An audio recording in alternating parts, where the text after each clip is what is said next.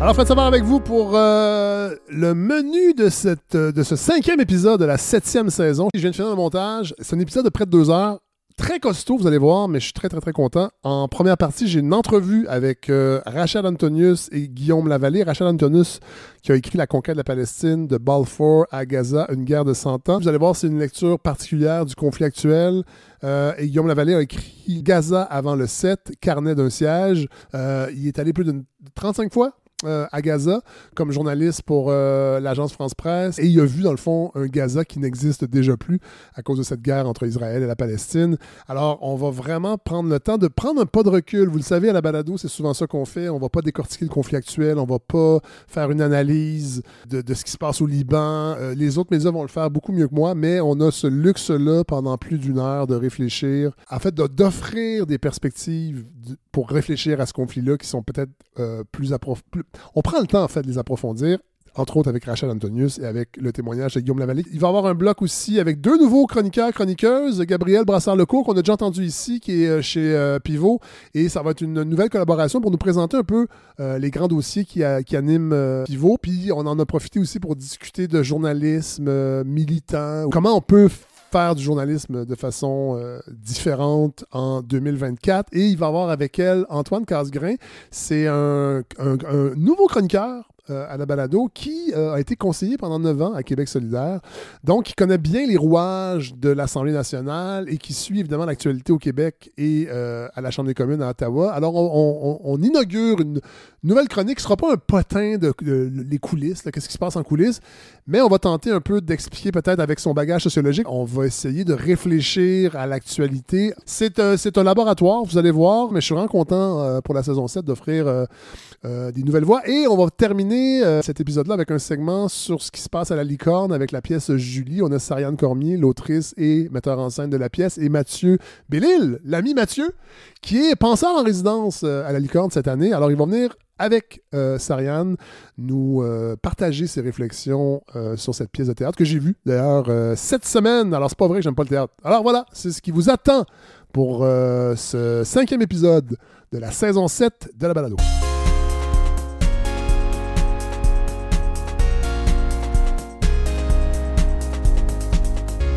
Messieurs, Rachad Antonius, bonjour. Bonjour. Vous êtes professeur titulaire de sociologie à l'Université du Québec à Montréal? Retraité. Bon, c'est ça. Mais un professeur retraité, là, il perd pas son titre de professeur? Ben, vous ne devenez pas émérite ou... Mon titre officiel, c'est professeur associé. OK, voilà. Et associé veut dire, en ce moment, parce que associé veut dire 40 000 choses. Bon, oui. Mais j'étais professeur titulaire, j'ai pris ma retraite. D'accord. Alors, vos travaux de recherche ont porté sur la définition théorique des notions de minorité, de majorité. J'ai travaillé sur ça, entre autres. J'ai travaillé sur le Proche-Orient. Oui. J'ai écrit des livres de statistiques. Sur l'islam politique. Et sur l'islam politique. Et vous êtes spécialiste? Est-ce que vous vous considérez comme spécialiste du Proche-Orient? Oui, du Proche-Orient en général, oui. Voilà. Et entre autres du conflit palestinien, voilà. Oui, mais surtout du Proche-Orient, des sociétés arabes, quoi. Voilà. Et là, vous êtes ici pour un livre que vous avez publié il y a quelques semaines qui s'appelle La conquête de la Palestine, de Balfour à Gaza, une guerre de 100 ans. Et là, on va faire une entrevue croisée avec Guillaume Lavallée. Retour à la balado. La dernière fois, je pense, ça fait 2 saisons. C'était pour Voyage en Afghanie. Oui, exactement. Un essai extraordinaire. Et là, vous publiez Gaza avant le 7, carnet d'un siège. Fait que ça va être une entrevue croisée. On va commencer avec Rachad parce que on va pouvoir mettre des assises un peu plus historiques parce que en fait, votre livre est en deux parties. Exact. La première partie, c'est vraiment l'aspect historique. Puis vous le dites, il y a d'autres livres qui en ont parlé, mais vous rappelez quand même des choses importantes pour après ça transiter vers la deuxième partie qui, elle, est vraiment sur comment on peut voir d'une façon différente ce conflit-là aujourd'hui. Exact. Si on tient compte de cette histoire. Voilà. Et Guillaume, évidemment, je vous invite à participer si vous avez des choses à dire, parce que vous, c'est vraiment, vous êtes allé à Gaza. Oui. Ça, c'est un privilège pour un journaliste étranger? C'est un étrange privilège d'aller à Gaza dans le sens où, je dis étrange privilège parce que les Palestiniens eux-mêmes ne peuvent pas aller à Gaza. Voilà. Si vous n'êtes pas à Gaza, vous ne pouvez pas aller à Gaza. Puis pour les étrangers, dont je suis, en fait, il fallait avoir la double autorisation, c'est-à-dire celle des Israéliens puis celle du Hamas. Mais là, est-ce que vous êtes encore journaliste quand on est là-bas? Non, là, je suis prof, je suis prof invité à l'UQAM cette année. Ah oui, parce que vous avez été longtemps invité, au bureau de Jérusalem. Oui, jusqu'au bureau, pendant 4 ans, 3 ans et demi au bureau de Jérusalem. Donc, le bureau de Jérusalem, c'était... Pour l'agence France-Presse? Oui, je dirigeais le bureau de Jérusalem. Donc, c'était Gaza, Jérusalem et Ramallah. Il y a 3 bureaux. Donc, que j'étais chef des 3 bureaux, en fait, puis je me promenais entre les 3. OK, on va y revenir. Bon, un petit retour sur l'histoire. Parce que dans le fond aussi, Rachad Antonius, l'angle de votre livre, c'est vraiment d'écrire l'histoire de la mainmise graduelle du mouvement sioniste sur la Palestine. C'est quand même une notion qu'il faut tout de suite établir. Et donc, je veux préciser d'abord que je ne suis pas historien. J'ai fait une synthèse de ce que les historiens disent. Oui. Et donc, c'est un travail plus pédagogique que de recherche historique. Et deuxièmement, je ne couvre pas tous les aspects du conflit. Un seul, comment le mouvement sioniste a pris le contrôle de la terre, du territoire, avant même l'État d'Israël, avant la fondation de l'État d'Israël, puis depuis la fondation de l'État d'Israël, avec des techniques, des stratégies différentes, mais avec le même objectif. Et ce que j'affirme, c'est que si on tient compte de cette histoire-là, de cet aspect de l'histoire, ça change la façon dont on parle du conflit aujourd'hui. Ça change la perception qu'on a de Gaza. On comprend que l'histoire n'a pas commencé le 7 octobre, que le 7 octobre est le résultat de quelque chose et non pas la cause. Et ce renversement de relation de cause à effet est super important parce que dans le débat actuel, tous nos politiciens et une partie des médias dominants, je dis bien, les grands médias, traitent le 7 octobre comme étant un point de départ et une cause fondamentale, alors que oui, c'est un point tournant, mais c'est pas une cause fondamentale. La cause, il faut remonter en arrière. Ce retour, bon, il y a des choses vraiment intéressantes dans cet aspect-là, même si vous n'êtes pas historien. Entre autres, vous parlez relativement succinctement, mais de ce qu'était la Palestine. Et Guillaume, je vous invite parce que dans votre livre aussi, il y a une portion sur l'histoire culturelle, entre autres, de la Palestine. Vous parlez de la Palestine à l'époque de l'Empire ottoman et comment c'était structuré, parce que c'était aussi une colonie, en fait. Bon, on disait pas... comment on appelait ces éléments-là dans l'Empire ottoman? Ben, c'était des provinces de l'Empire ottoman, tout simplement. Il y avait des sociétés locales. C'était pas colonisé par l'Empire ottoman, c'était sous le contrôle de l'Empire ottoman. C'est ça, vous marquez la distinction. Ben oui, ça veut dire que l'Empire ottoman n'a pas déplacé les gens. Les paysans, la société là-bas, étaient habitués à ce qu'il y ait des conquérants qui viennent et qui partent. Et quand les conquérants changeaient, on payait ces taxes aux nouveaux conquérants au lieu de l'ancien conquérant. Mais la société continuait, elle était là. Et là, avec le mouvement sioniste, les paysans palestiniens, surtout les agriculteurs, les tribus, les gens des villes, se sont trouvés confrontés à quelque chose qu'ils ne connaissaient pas. Un empire qui voulait prendre le contrôle du territoire, mais en les chassant. Et ça, ils n'étaient pas préparés à ça et donc ils n'ont pas su se protéger. En 1917, c'est la déclaration Balfour qui va, dans le fond, mettre de l'avant et créer cette idée qu'il y aura un État... Oui, qu'il y aura un État, un foyer... ils ont appelé ça un foyer national pour les Juifs, mais tout le monde savait que c'était un État dont on parlait. Mais est-ce que vous me permettez de faire une petite parenthèse de retour en arrière? Bien sûr. Parce qu'il faut comprendre, et ça j'insiste beaucoup auprès surtout de mes amis et de mes alliés, que la raison pour laquelle les Juifs ont voulu faire un État, c'est que leur désir de s'émanciper des ghettos dans lesquels on les avait mis en Europe et de devenir des citoyens à part entière a été très frustré par l'antisémitisme en Europe, par des discriminations, puis par des persécutions et éventuellement par des pogroms, puis par un génocide. Qui sont partout dans l'histoire. Je veux dire, en gros, c'est en une tout cas constante, dans l'histoire récente. Oui, dans l'histoire récente, en tout cas, et il y a eu des persécutions aussi à d'autres moments et à d'autres lieux. Alors, ceci dit, ça c'était la motivation pour vouloir avoir un État. Le problème s'opposait, c'est que cet État, il a été imaginé à cause d'une histoire qui était un peu fantasmée. Ah. C'est-à-dire? C'est-à-dire que si on lit des historiens comme Shlomo Sand, des historiens israéliens, ils disent la notion de peuple juif est complètement inventée. Les Juifs d'aujourd'hui ne sont pas les descendants des Juifs qui vivaient en Palestine il y a 2000 ans. J'imagine que c'est une idée qui doit choquer quand même en Israël, entre autres, et dans la diaspora. Elle choque, mais elle est discutée. Shlomo Sand est toujours historien, il va en Israël, il arrive à aller, et il n'est pas le seul à dire ça.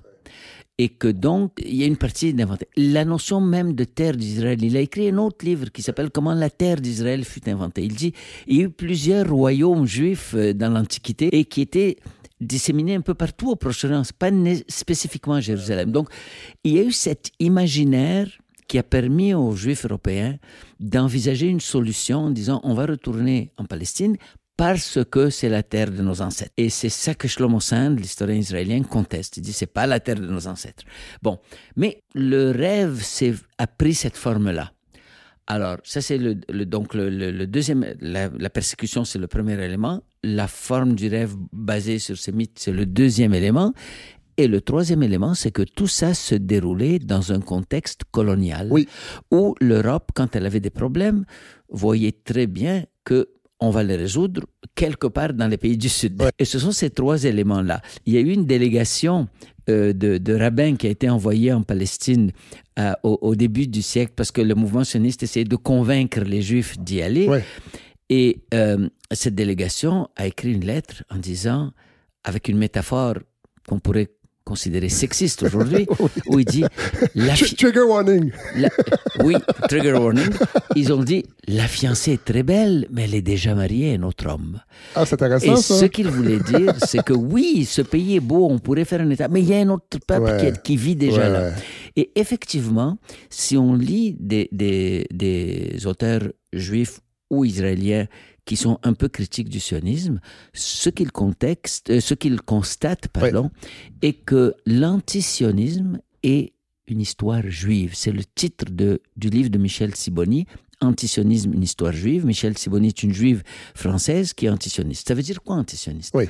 Alors, premièrement... Parce que là, il y a une confusion aujourd'hui, puis elle est nourrie.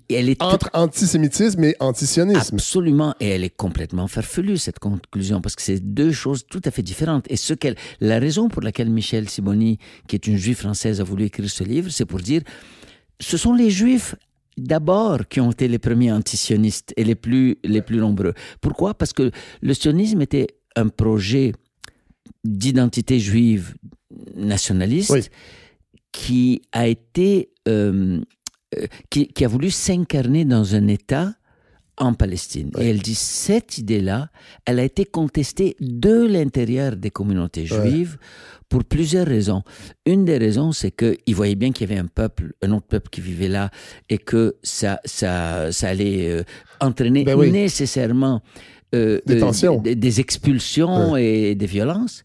Et d'autre part, il y a une partie des Juifs qui voulaient reconstruire une identité juive, mais fondée sur l'éthique du judaïsme.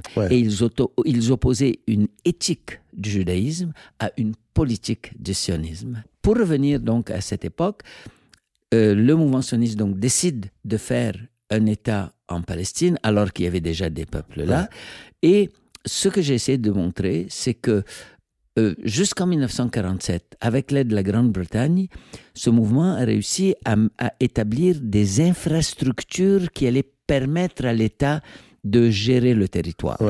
Et ça a été fait avec l'aide des Britanniques et contre la volonté et contre les intérêts de la majorité qui était arabe. Ça, c'est la première parce que la Palestine est un protectorat britannique. Donc, il y avait cette idée coloniale.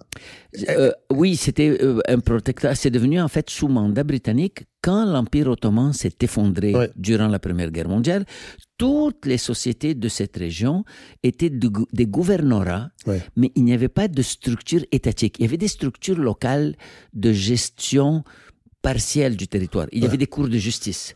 Il y avait des systèmes de santé privés rattachés aux organismes de charité et aux organismes religieux. Il y avait un système d'éducation. Il y avait des écoles, mais elles étaient privées. C'était pas tout à fait généralisé. Il y avait tout ça qui était là, mais il manquait un État. Et donc, le système des mandats permettait aux puissances coloniales d'accompagner les peuples colonisés vers plus d'indépendance, tout en gardant des intérêts coloniaux. Ça veut dire on va les aider à se développer, mais parce qu'on va profiter de leur développement aussi. Donc, c'était pas juste altruiste, là. Mais ils devaient aider ces peuples-là qui étaient dans le système mandataire à développer leurs propres institutions. Ça s'est fait partout, sauf en Palestine, où au lieu d'aider la majorité qui, en 1922, au moment du mandat, 87% étaient des Arabes. Ouais. Au lieu d'aider cette majorité-là à construire des institutions, on a confié toutes les institutions de gestion du territoire, comme le réseau électrique, trucs municipaux, les travaux municipaux, aux institutions liées aux 13% de Juifs européens qui venaient. Et ça, c'est inscrit dans le mandat explicitement que le partenaire, l'interlocuteur premier du mandat britannique ne va pas être les habitants originaux qui forment 87%, mais les organisations du mouvement sioniste qui venaient d'immigrer en Palestine. Donc, le germe des crises à venir était déjà là dès le début. Le germe des crises à venir était là. Alors, les mouvements sionistes et la Grande-Bretagne ont essayé de tranquilliser ou de rassurer les gens en disant oh, « c'est juste un foyer national, on ne va pas toucher à vos droits, mais dans la déclaration Balfour, il y a 2 clauses qui parlent des droits des Juifs en Palestine d'une part et dans leur pays d'origine d'autre part, et aucune clause qui parle des droits des habitants arabes. Donc, on parle uniquement de leurs droits civiques et religieux, mais pas de leurs droits politiques. Le droit politique est absent. Fait qu'on enlève déjà l'agentivité politique. Non seulement ça, mais les habitants qui forment la majorité, 87%, ne sont pas désignés par ce qu'ils sont, mais par ce qu'ils ne sont pas. Au terme du mandat, on dit les collectivités non juives. On ne dit pas qui elles sont. On les désigne par ce qu'elles ne sont pas par ce qu'elles sont, et on leur accorde des droits civiques et religieux, mais pas des droits politiques. Ouais. Alors, le germe est là. On va faire un saut 1948. Alors, 1948, création de... pendant 25 ans, les choses se mettent en place. Ouais. Les Palestiniens commencent à comprendre qu'est-ce qui leur arrive. Ils commencent à résister. La Grande-Bretagne est plus capable de gérer ces tensions entre les habitants originaux et les nouveaux venus. Ouais. Elle s'adresse à l'ONU. Elle dit trouver une solution. Alors, il y avait 2 solutions qui ont été présentées à ce moment-là. Celle des sionistes qui dit on divise le pays en 2, et celle des Arabes qui disait on fait une confédération, on accueille les immigrants juifs qui veulent se réfugier là, mais ça reste un État unique. Et ils disaient, en fait, ils l'ont pas dit comme ça, mais on peut avec le recul voir. Quand il y a eu le génocide des Arméniens par la Turquie en 1915, beaucoup d'Arméniens se sont retrouvés en Syrie, au Liban, en Palestine, en Jordanie, en Égypte. Ouais. Ils ont été intégrés, ils sont devenus citoyens. Il y a aujourd'hui les Arméniens de Syrie et du Liban parlent arabe, sont membres du Parlement, participent entièrement à la vie. Donc, ils n'ont pas voulu faire un État dont ils allaient expulser les habitants locaux. Alors que le mouvement sioniste voulait faire un État pour les Juifs. Cela dit, contrairement à 1917, on est quand même en 48, 3 ans après la guerre, donc 3 ans après la découverte. On est enfin en 47, en fait. 47. On est en 47, parce que le plan de partage... voilà. Le plan était en 47 et l'établissement de l'État, la déclaration, la fondation de l'État d'Israël en 48. Effectivement. Le traumatisme. Il y a un truc que des fois, je trouve qu'on ne dit pas sur 47, puis que je trouve toujours intéressant, puis je vais prendre une anecdote pour le... Une fois, j'ai rencontré un conseiller Netanyahou. Tu allais prendre un café à Jérusalem. Ah, quand même. Puis là, c'est mon travail. Bien sûr. Puis, et on arrive au café, puis il savait que j'avais écrit un livre sur le Pakistan, puis il dit, tu sais, nous, on est comme le Pakistan. Hein. J'ai dit, je l'aurais pas dit, mais si tu le dis. Il dit, on a été créé en 47 sur un partage. Les Indes ont été partagées en 2, ça veut dire un territoire pour... les hindous, puis un autre pour les musulmans qui est devenu le Pakistan. Puis en fait, si tu regardes, nous, on a eu besoin d'avoir une armée forte. En partant, au Pakistan, l'armée reste la colonne vertébrale et tout. Ouais. Et ça a posé la question de savoir si on était un État pour les Juifs ou un État juif. Comme le Pakistan, la question de savoir si on était pour les musulmans ou un État musulman. Mais tout ça s'est passé dans une période de quelques mois, en fait. Oui, parce que la partition des Indes est en nous, avec 47. Mais avec il y a un vote à l'ONU, il y a des choses qui sont différentes. Mais ce que je veux dire, c'est que des fois, je trouve ça intéressant de retourner dans la pensée de l'époque. Oui, voilà. Pour savoir comment on était dans le modus operandi de diviser les choses. Avec une différence énorme. C'est que les Pakistanais vivaient déjà dans la région. Alors que les Juifs à qui on a donné l'État étaient avant tout des Juifs européens. Après, ils ont essayé de convaincre les Juifs du monde arabe de venir chez eux et ils ont réussi en très grande partie à cause des conflits, à cause de beaucoup de facteurs. Mais cette différence, c'est que essentiellement, cet État, à ses débuts, était un État composé et fait pour des immigrants européens qui venaient s'installer dans une terre au Proche-Orient. Évidemment, ce plan de partition, d'abord, il a donné aux Juifs qui, à l'époque, en 1947, ne formaient que 33% de la population, c'est-à-dire un tiers. Mais on leur a donné 56% du territoire. et aux Palestiniens qu'on appelait les Arabes de Palestine. Le mot palestinien comme identité nationale s'est développé sur le temps de la même façon que l'identité nationale juive s'est développée sur le temps. Donc, les Palestiniens, on leur a donné 44% du territoire.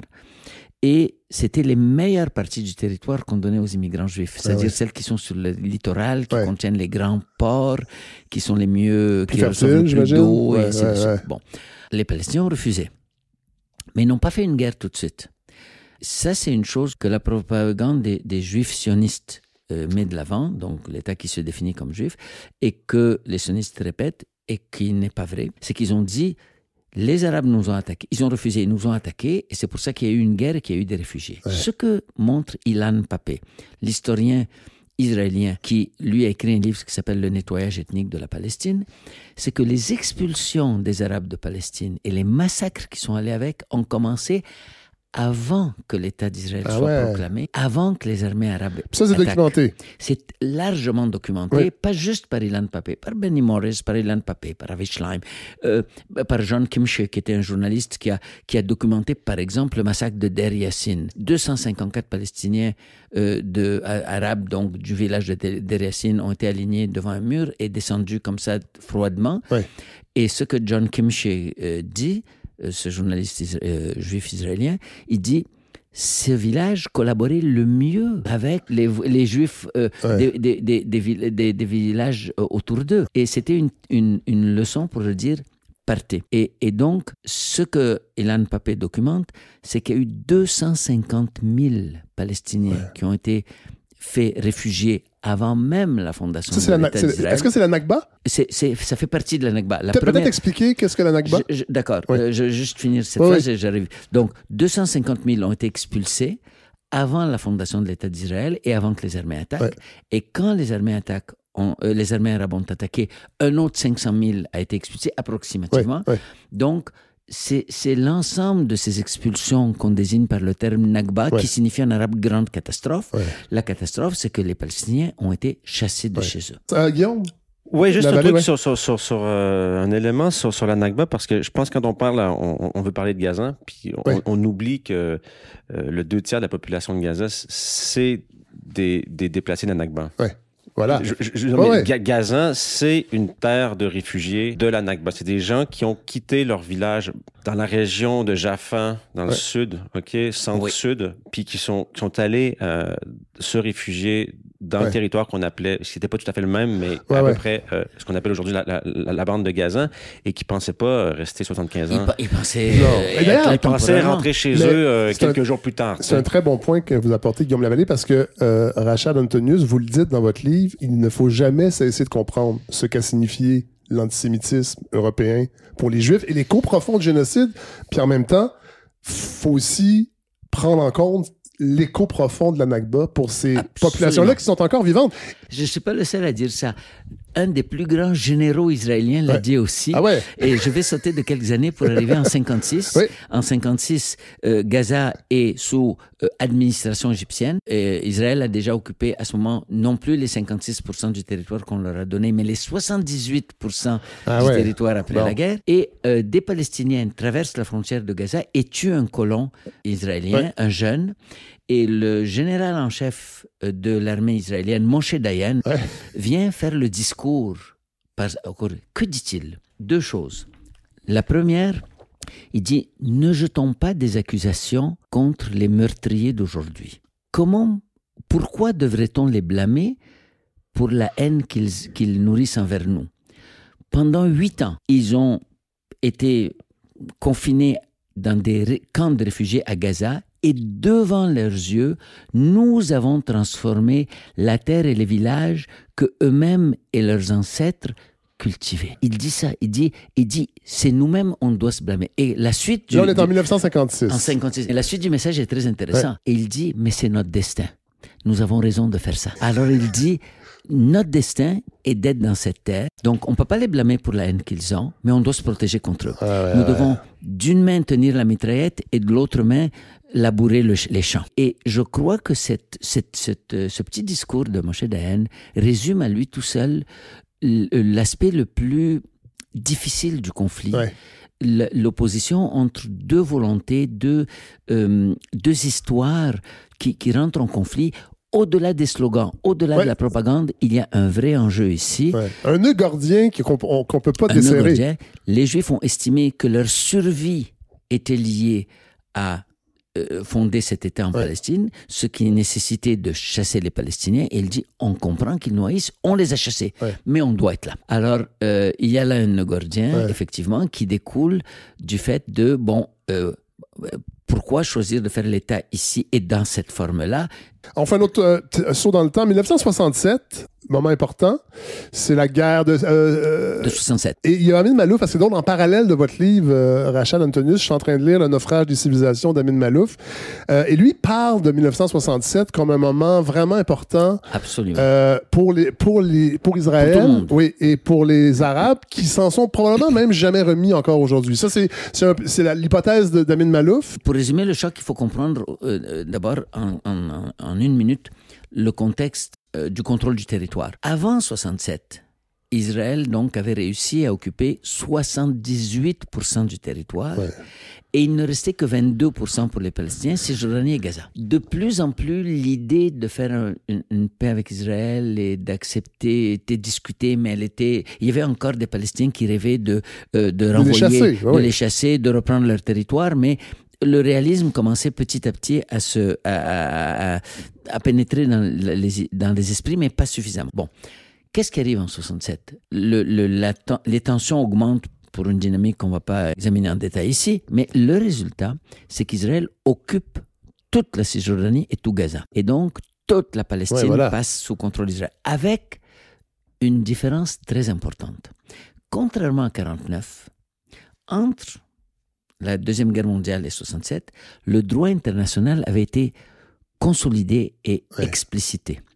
Et donc, il y avait la 4e Convention de Genève qui dit qu'une puissance occupante n'a pas le droit d'annexer un territoire qu'elle a conquis par la guerre. Et donc, toutes les puissances, y compris les meilleurs amis d'Israël, le Canada, les États-Unis, l'ONU, tout le monde dit Cisjordanie et Gaza sont des territoires occupés militairement. Israël ne peut pas les annexer. L'enjeu pour Israël, depuis 1967 jusqu'à maintenant, c'est comment faire pour annexer ces territoires, même si le droit international l'interdit. Alors, il fallait le faire en tordant le bras aux Palestiniens pour qu'eux-mêmes signent un papier qu'ils quittent si on arrive à les chasser, et qu'ils signent, qu'ils disent que on abandonne une partie de ce territoire.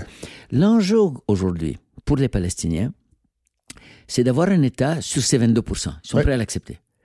Et reconnaître Israël sur les 78%. Ça fait 50 ans qu'ils disent « OK, on a compris qu'on a perdu, on est prêt à ça. » Bon. Tout ça a été officialisé avec Oslo il y a 31 ans, où ils disent on reconnaît Israël sur les 78%, laissez-nous les 22%.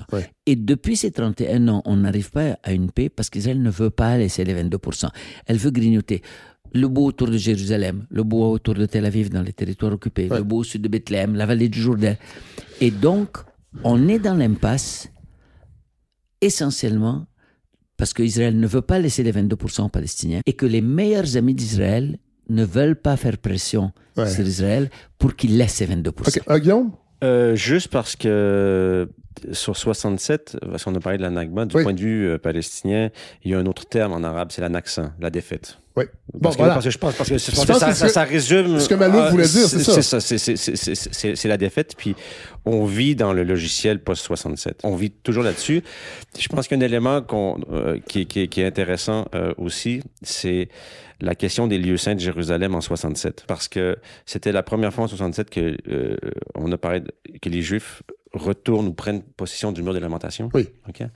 Et une question qui s'est posée tout de suite à l'armée israélienne, c'est que fait-on de l'esplanade des mosquées? Et Moshe Dayan, qui était aussi, qui était à la fois qui était maintenant ministre de la Défense à l'époque, se dit qu'il va y avoir un problème si Israël prend aussi le contrôle de l'esplanade des mosquées. Et on détruit, ça c'est un truc qu'on oublie souvent, mais il y a un quartier qui était le quartier marocain de Jérusalem qui était devant le mur des lamentations. Parce que la ville de Jérusalem et la vieille ville est divisée en différents quartiers. Donc, le quartier maghrébin est en fait, c'est le quartier maghrébin, là, je dis marocain, mais c'est maghrébin, est détruit pour faire place à une esplanade. Quand quelqu'un va aujourd'hui au mur de lamentation, va voir l'espèce d'esplanade en pierre lustrée et compagnie, mais oublie des fois de savoir qu'il y avait un quartier qui était là avant. L'idée est assez intéressante selon moi, puis on l'oublie parfois, c'est qu'il y a une solution à 2 plazas. Les musulmans auront leur lieu saint où ils pourront prier en haut, puis nous, on aura notre lieu saint. Chacun pourra avoir son lieu saint. Dans les dernières... Cette idée-là est présente en 67? Oui, je pense qu'elle est très présente en 67. Elle n'est pas thématisée comme telle, mais je pense qu'elle elle est là. Je pense que dans les dernières années, côté palestinien, il y a eu énormément de stress lié au fait que cette espèce de solution à 2 plazas-là était menacée. C'est un genre de statu quo-là était menacé parce qu'ils ont vu les sionistes religieux israéliens commencer à dire « Ah non, mais nous, l'esplanade en haut... » Elle nous appartient aussi. Elle nous appartient aussi. Ça, parce que le conflit, il gère aussi dans du micro-détail, mais ça veut dire aussi, à chaque jour, des gens ou des personnalités politiques israéliennes comme Itamar Ben-Gvir, qui est un membre du gouvernement Netanyahou, un ministre d'extrême droite, qui lui dit, ben non, nous, on veut rebâtir, on parlait du sionisme, on veut rebâtir le 3e temple sur l'esplanade des mosquées. Et pour les Palestiniens, mais pour l'ensemble du monde musulman, c'est un problème fondamental. Bon. Et ça, c'est un truc qu'on n'a pas thématisé beaucoup dans les médias, mais qui montait dans les dernières années, dans les 20 dernières années, cette tendance-là, qui était... En 67, les Israéliens disent non, on va pas aller là. Puis pour les Palestiniens, c'est comme la colonisation, elle va dans le sein des saints, puis ça, c'est menacé aujourd'hui. Donc ça pose un problème qu'on n'a pas vu venir, mais qui était dans le cœur des gens assez présent aussi. Tout à fait. Je vais revenir sur 67, l'idée d'Amin Malouf, parce que dans le fond, ce qu'il dit, c'est que c'est un peu la fin de Nasser, du rêve de Nasser, de cette espèce de nationalisme arabe. C'est un contexte de guerre froide aussi, qui, je ne sais pas jusqu'à quel point il joue un rôle, mais aujourd'hui, je lisais des choses sur... Il y a des analystes qui prétendent que, dans le fond, l'appui inconditionnel des Américains à la cause israélienne est aussi coloniale depuis longtemps. On cite Henry Kissinger qui disait si Israël, à l'époque, il avait dit si Israël n'existait pas, il faudrait l'inventer tellement c'est bon pour nous. Est-ce que c'est un peu ça aussi qui est derrière la défaite de 67, c'est-à-dire l'impossibilité pour les Arabes de s'unir, un front commun? Je sais que ça peut paraître naïf comme formulation, là, mais je lance quand même l'idée... Non, c'est pas du tout naïf. C'est effectivement un des calculs politiques qui a été fait.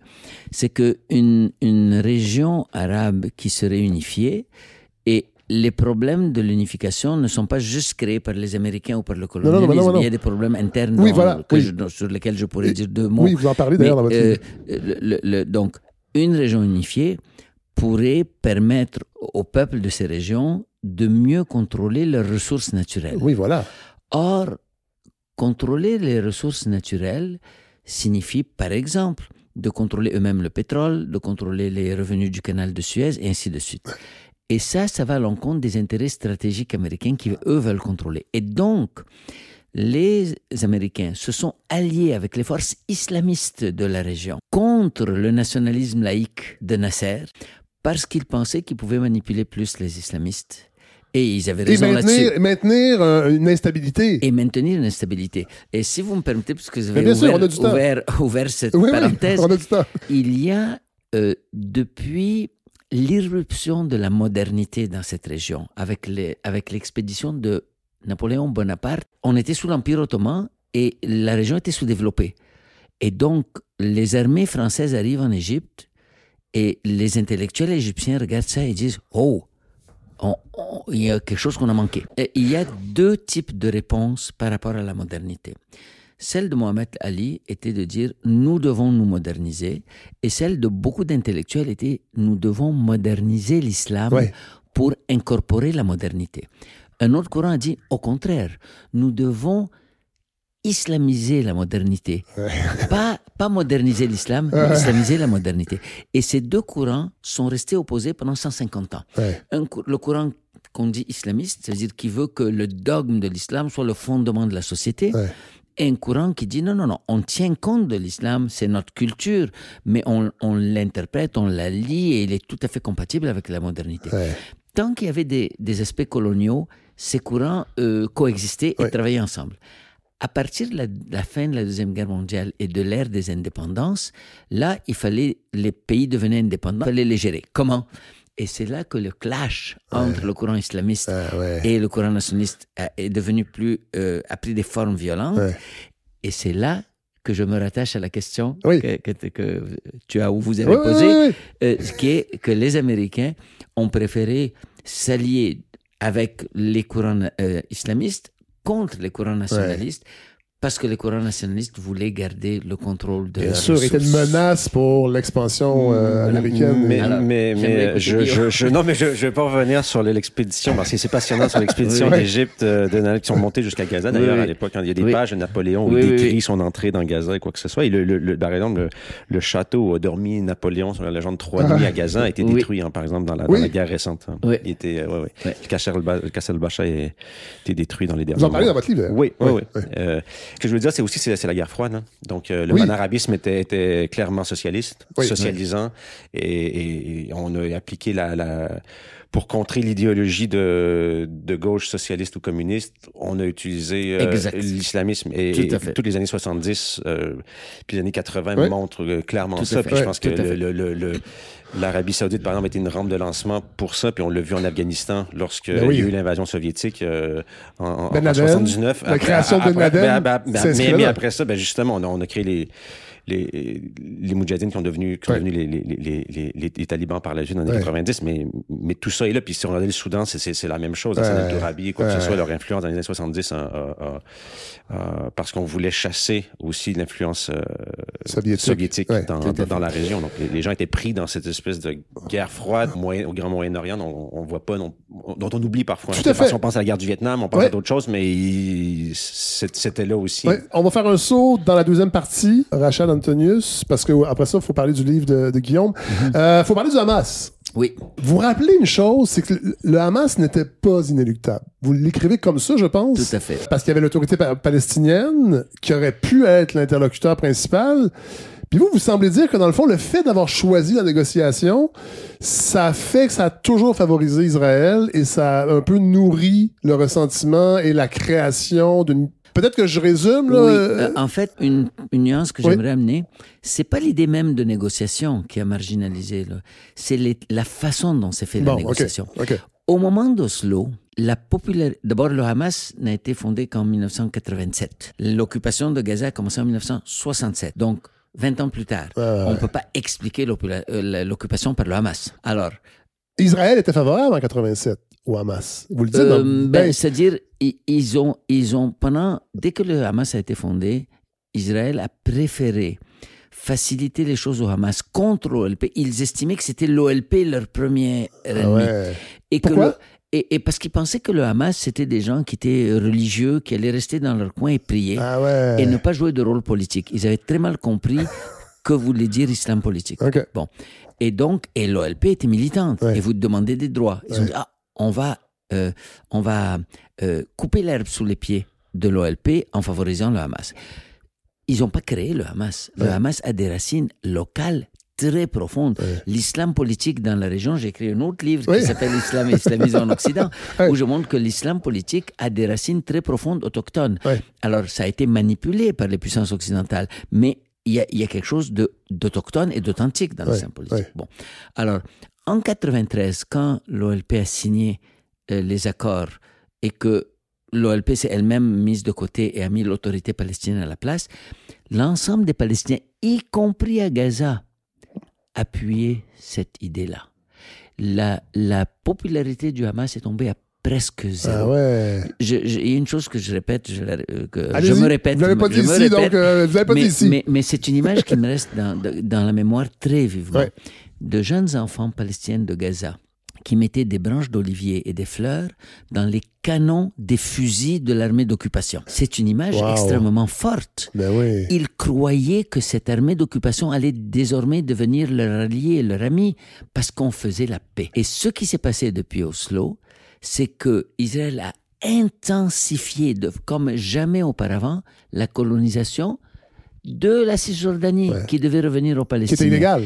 Et on a multiplié par 4 ou 5 le nombre de colons, on a multiplié le nombre de colonies, on a fait un système de voies de contournement qui divisait la Cisjordanie en 64 petits morceaux qui ne communiquaient pas entre eux. On a détruit l'économie palestinienne dans laquelle Jérusalem jouait un rôle important. Tout ça a fait que l'autorité palestinienne et tout le camp de la paix qui disait « on va faire la paix Israël » a été ridiculisé, marginalisé. Et là, les Palestiniens ont dit « mais c'est quoi ça ?» Les seuls qui se tiennent debout encore, c'est le Hamas. Donc, le Hamas a été... En fait, c'est l'ennemi idéal, le Hamas. Alors, c'est l'ennemi idéal pour les Israéliens, parce que c'est facile de le discréditer, de dire c'est des terroristes, des islamistes, c'est des violents, tout ça. Donc, oui, c'est l'ennemi idéal. Alors, ceci dit, ce que je dis aussi, c'est que le Hamas est problématique à mes yeux pour deux raisons. Son aspect islamiste, pour moi, ce qu'on construit, la société qu'on construit, doit être une société citoyenne et non pas basée sur la religion. Et deuxièmement, pour sa conception de la violence. Et le Hamas a commis des actes terroristes, beaucoup moins que ce qu'Israël a fait.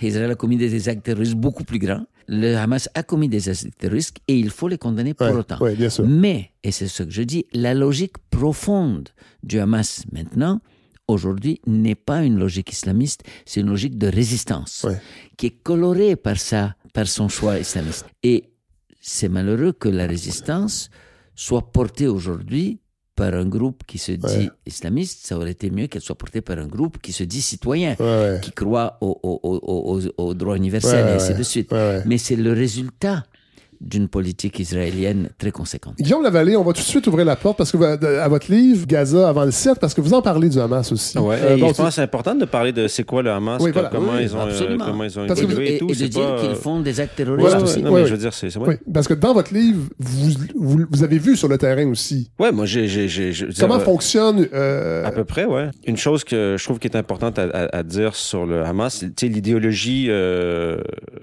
islamiste, je pense que Rachad l'a très bien souligné, là. Puis l'ancrage à Gaza, parce que c'est aussi la branche locale des frères musulmans. Puis après 67, l'idée, c'était les Israéliens ont permis des associations locales à se former dans le Gaza sous contrôle israélien. Et les organisations musulmanes étaient favorisés parce que justement, comme Rachad le disait, ils font de la religion, de la prédication religieuse, mais c'est pas de la résistance armée. Donc ça nous va, mais donc il y a une sorte, l'islam a champignonné d'une certaine manière, et plusieurs mosquées ont été construites ou quoi que ce soit, puis l'université islamique aussi à Gaza. Dans tout ça, dans ce terreau-là, le Hamas est né aussi. Qu'est-ce qui est devenu le Hamas? Le Hamas était opposé à Oslo.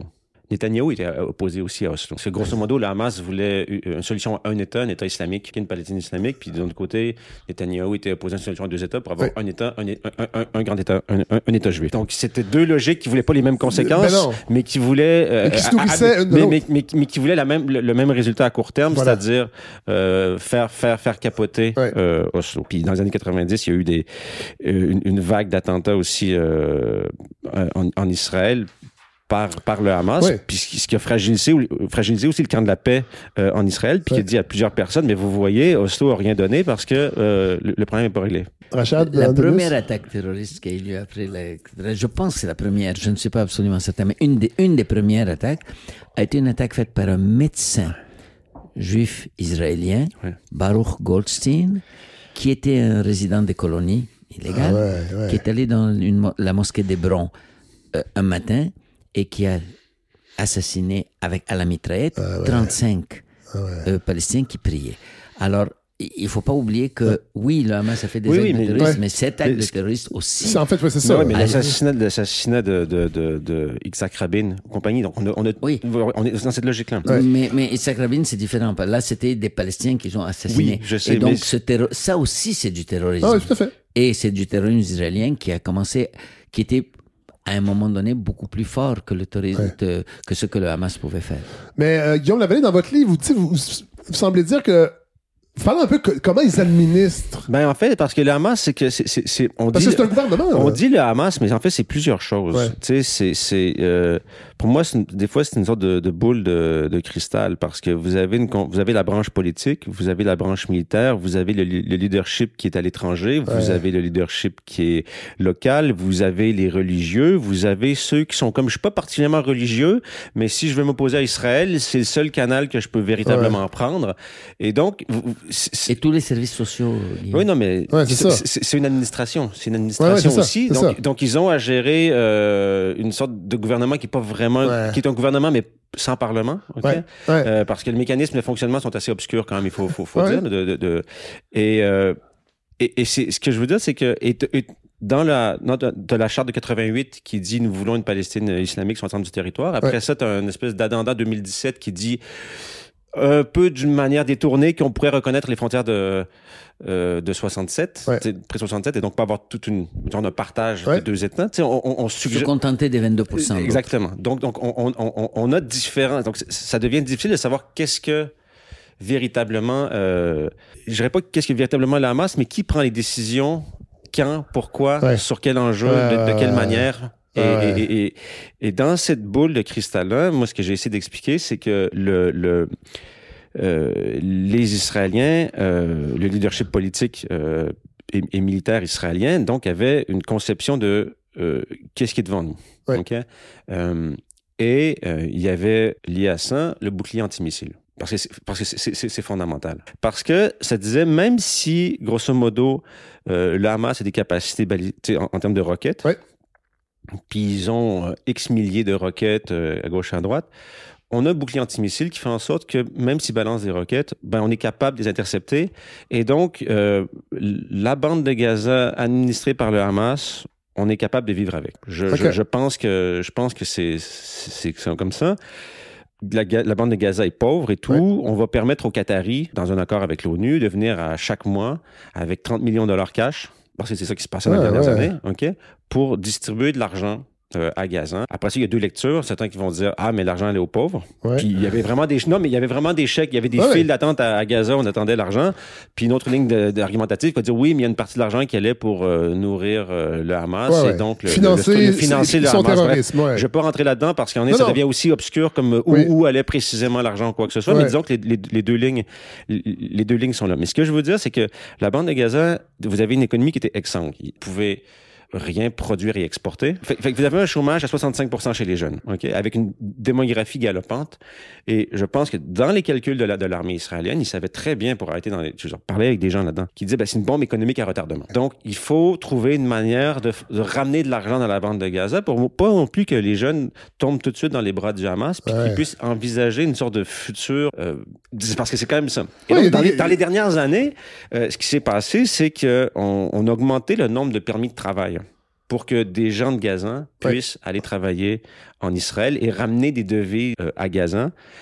Et je pense qu'il y a eu une sorte de mirage économique, c'est-à-dire de se dire, finalement, c'est ce que le Hamas veut. Ils ont peut-être leur idéologie islamiste, nationaliste, parce que nationaliste palestinienne, c'est pas un mouvement du djihad global, c'est un mouvement qui est ancré sur la question palestinienne.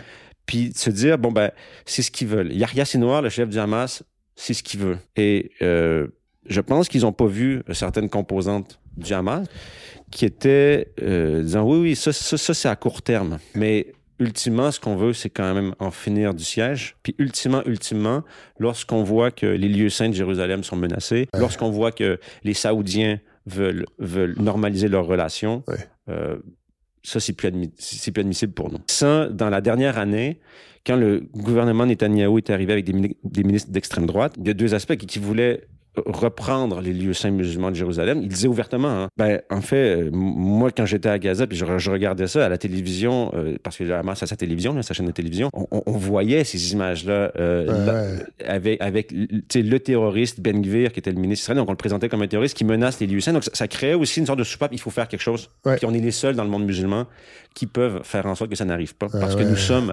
l'avant-garde de la défense pour Jérusalem. C'est comme ça que le Hamas se perçoit. Et donc on était dans une espèce d'escalade de l'ombre. Nous, on la voyait pas, mais dans la psyché des gens du Hamas, il y avait une ligne rouge, là, puis une humiliation quotidienne qui a fait en sorte que je pense qu'on n'a pas vu ces frustrations-là. Et donc, parce qu'on a pensé que l'aspect économique était celui qui dirigeait les décisions à cette période-là, on n'a pas vu qu'il y avait aussi d'autres considérations dans le Hamas. Qui est l'auteur du 7 octobre? Des fois, les gens me disent « Ouais, mais c'est une décision du Hamas. » Pour moi, le siège était intenable, mais le 7 octobre, c'est une décision du leadership du Hamas. C'est pas une décision des 2,4 millions de Palestiniens de Gaza. C'est une décision du Hamas. Les 2,4 millions de personnes de Gaza souffraient du siège, mais c'est pas eux qui ont déclenché cet octobre. Ces considérations stratégiques que tu évoques, Guillaume, je souscris tout à fait à cette lecture. Mais la raison pour laquelle elles ont eu cet effet, c'est parce qu'elles se situaient dans une stratégie à long terme de mainmise sur le territoire. Et c'est ça qui donne la logique à cette stratégie. C'est ça qui permet de l'expliquer, peut-être. Qui permet de l'expliquer, de la comprendre, de voir qu'à un moment donné, ils ont dit « Gaza, c'est trop compliqué, il y a trop de Palestiniens, ça va coûter trop cher, on retire nos colonies, mais la Cisjordanie, on va le faire. » Et une partie de la réaction des gens de Gaza était aussi en fonction de ce qui se passe en Cisjordanie. C'est pas juste en fonction de... Ils voyaient l'entreprise israélienne de prise du contrôle du territoire intensifiée sous Oslo. Et ça, ils le voyaient, même si ça se passait en Cisjordanie et pas à Gaza. Mais là, je vais faire juste une distinction géographique. La distance entre la Cisjordanie et Gaza? 60 km, à peu près, 70 km. OK, ouais, c'est ça. 60 km, mais infranchissable. C'est ça. Il y avait un... C'est pas comme s'il y avait une route directe entre Gaza et Ramallah. Là. C'est pas ça du tout. Bon, je vais avoir la genèse de votre livre. Ce sont des carnets. Ils s'étalent sur combien de temps? C'est des carnets, c'est des chapitres. J'appelle ça carnet parce que... parce que c'est la forme littéraire. C'est un carnet. C'est ça. Donc... de 2014 à 2023. OK. Et là, donc, pendant ces 9 années-là, c'est des allers-retours? Est-ce que vous séjournez là-bas? Non, 2014, comment ça fonctionne? 2014, la première fois que je suis allé à Gaza, c'est en 2014. Oui. J'étais correspondant au Pakistan à ce moment-là, puis c'était la guerre dans la bande de Gaza. Donc, je suis parti en renfort l'été.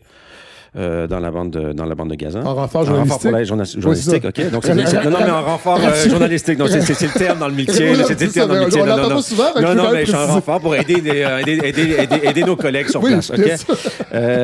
Puis après, 5 ans plus tard, à l'été 2019, je suis revenu parce que j'étais chef du bureau de l'AFP à Jérusalem. Il y a un bureau on a un bureau à Gaza, on a un bureau à Ramallah, on a une équipe à Tel Aviv, puis on a un bureau on a un correspondant au Golan, puis on a un bureau à Jérusalem. Et donc, à chaque mois à peu près, j'allais à Gaza, soit juste pour voir mes collègues, voir comment ça allait, tout ça, ou soit en reportage. Des fois, je restais une journée, des fois, je restais plusieurs jours, des fois. Mais...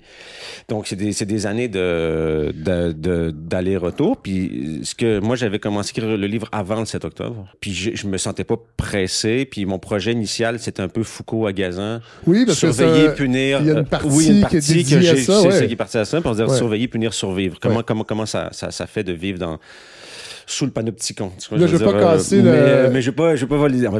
Mais Foucault était pas particulièrement pro-palestinien. Là, mais c'est ça aussi le paradoxe. Je veux pas aussi. Gâcher, là, non, mais bref, on va pas. Non, mais plusieurs auteurs palestiniens lisent Foucault. Fait que il y a une ambiguïté, mais c'est intéressant. Bref, le 7 octobre est arrivé, puis je me suis dit, qu'est-ce que je fais? Tu sais, il y a un nouveau monde qui s'ouvre. Je n'y suis pas. Tu sais, quand vous faites un livre, vous finissez le manuscrit, mais c'est publié des mois plus tard. Oui. Puis là, il y a tout un travail avec l'éditeur. Puis là, je me suis dit, est-ce que je suis encore légitime? Est-ce que je suis pas légitime? Parce que moi, je trouvais que quand je fais un livre, j'essaie de trouver c'est quoi la légitimité pour le faire. Puis, est-ce que le livre a déjà été fait? Puis je me suis dit, ce qui rend le truc légitime, c'est qu'on est peu à pouvoir nous rendre à Gaza puis voir l'extérieur de Gaza. Parce que les Gazaouis sont dedans, puis il devrait y avoir plus de livres par des Gazaouis. Mais on a comme accès à l'entrée et la sortie.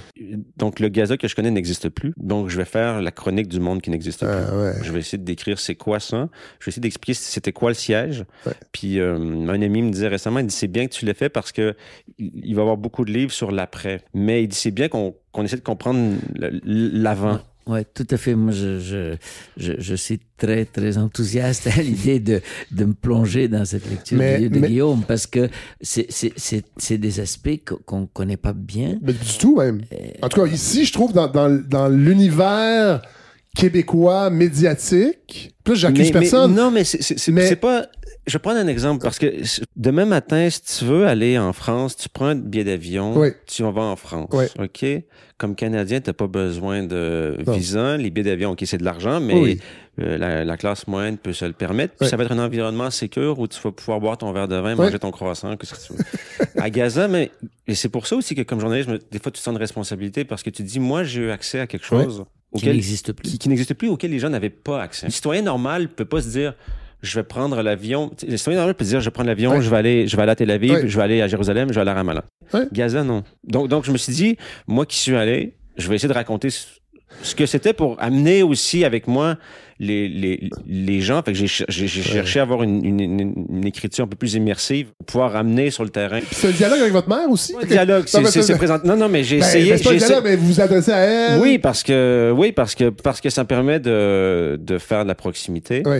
Ça permet de montrer de la vulnérabilité. Parce que je pense qu'en journalisme, ce que j'aime pas trop en journalisme, c'est quand on joue un peu au super-héros, on veut planter le drapeau sur quelque chose.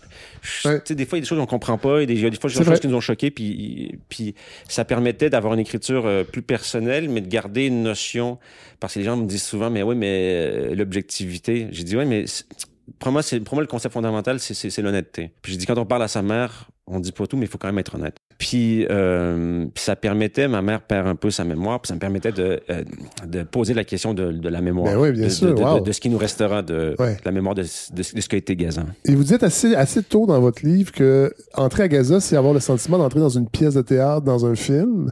Puis votre livre, c'est une des grandes qualités, c'est que ça permet de mettre de la réalité dans un concept que je trouve dans les yeux du Québec. Gaza, là, c'est des mots qu'on entend dans des chroniques de politique internationale, mais c'est abstrait.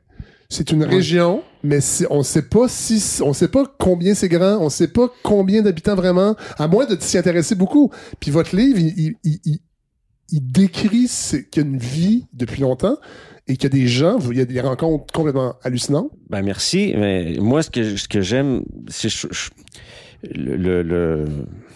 dans le reportage, c'est que j'aime ça amener les gens avec moi. Ouais. J'aime ça. Puis là, le problème que j'ai des fois, c'est que moi, je travaille pour une agence de presse internationale. Donc, quand j'écris un texte pour un lecteur qui est à Montréal, à Bruxelles, à Paris, à Hong Kong, à Abidjan. Vous le savez, vous le savez pas. Je parle à quelqu'un qui est un peu fictif, mais qui existe. Quand j'écris à ma mère, il faut que j'écrive à ma mère. Puis quand j'écris à ma mère, ça veut dire qu'il faut que... C'est concret. C'est concret, puis il faut que je trouve des mots qui soient... simple, puis il faut que, pas simpliste. Non. Mais il faut qu'elle puisse comprendre, puis je voulais trouver c'est un mécanisme narratif, on s'entend, mais d'amener les gens avec moi, parce que de faire voir. Je pense. Moi, je voulais ajouter certaines choses que Guillaume a dit sur lesquelles je voulais rebondir. Tu as parlé, Guillaume, de Foucault. Ouais. Alors, il y a une chose qui est vraie pour les Palestiniens en général et en particulier pour Gaza, c'est que à partir du moment où ils ont été privés de leur capacité d'action politique et à partir du moment où ils étaient réfugiés un peu partout et que ils savaient jamais s'ils allaient être là le lendemain, les Palestiniens en général ont investi dans ce qui est le plus transportable, l'éducation. Alors, la société palestinienne a le plus haut taux de diplômés et de gens qui ont des PhD de tout le monde arabe. Mais les universités sont... Non, mais ils ont fait ça à l'étranger. C'est ça, OK. Alors, il y a des universités en Palestine, tant en Cisjordanie qu'à Gaza. Il y avait 11 universités à Gaza qui sont toutes détruites d'ailleurs maintenant. Mais après, les gens allaient à l'extérieur, ils faisaient des doctorats, ils avaient des bourses. Foucault est pas étranger pour beaucoup d'intellectuels palestiniens. Et c'est pas seulement Foucault. Alors, dans le cas de Gaza, beaucoup de jeunes sont branchés sur le monde par l'Internet. Il y a des groupes de rappeurs, il y a des écoles de ballet, il y a des écoles de natation, il y a un centre culturel français où ils apprennent la poésie française. Tout ça, c'est à Gaza. Alors, c'est un monde qui est intéressant et que le livre de Guillaume va nous faire vivre pour nous. Parce que, et donc, c'est tout cet aspect de lien avec le monde intellectuel occidental qui se fait en partie à Gaza, mais surtout en Cisjordanie et surtout parmi les réfugiés palestiniens et la diaspora palestinienne. N'oubliez pas qu'un de ceux qui ont engagé le plus profond dialogue avec Foucault, c'était Édouard Saïd. Oui. Et d'ailleurs, il y a des pères, en fait, bref, je ne vais pas divulgacher le truc. Mais OK. Foucault à Gaza, cette section-là, c'est une réflexion aussi sur la prison, parce que Foucault a beaucoup réfléchi sur la prison. Et le Gaza, c'est une prison à ciel ouvert. Avec pas de ciel. Ben, moi, l'expression prison à ciel ouvert, pas que j'ai un problème avec elle, c'est juste que j'aime pas quand une expression définit un lieu. Qui est complexe. Qui est complexe. Puis je trouve qu'il y a différentes manières de le truc. Certains vont dire que c'est un laboratoire. Certains vont... c'est dur de dire le contraire. Oui, non, mais parce que je dis assez ouvert parce que justement, le ciel, c'est un peu fermé. Oui, avec les drones, le ciel, c'est un peu fermé. Et cette partie-là, et donc, je voulais dire, chaque fois que vous dites l'expression, dites-vous que... Il y a des drones, puis le vrombissement et tout ça. Fait que le ciel, c'est pas ton ciel. Tu comprends ce que je veux dire?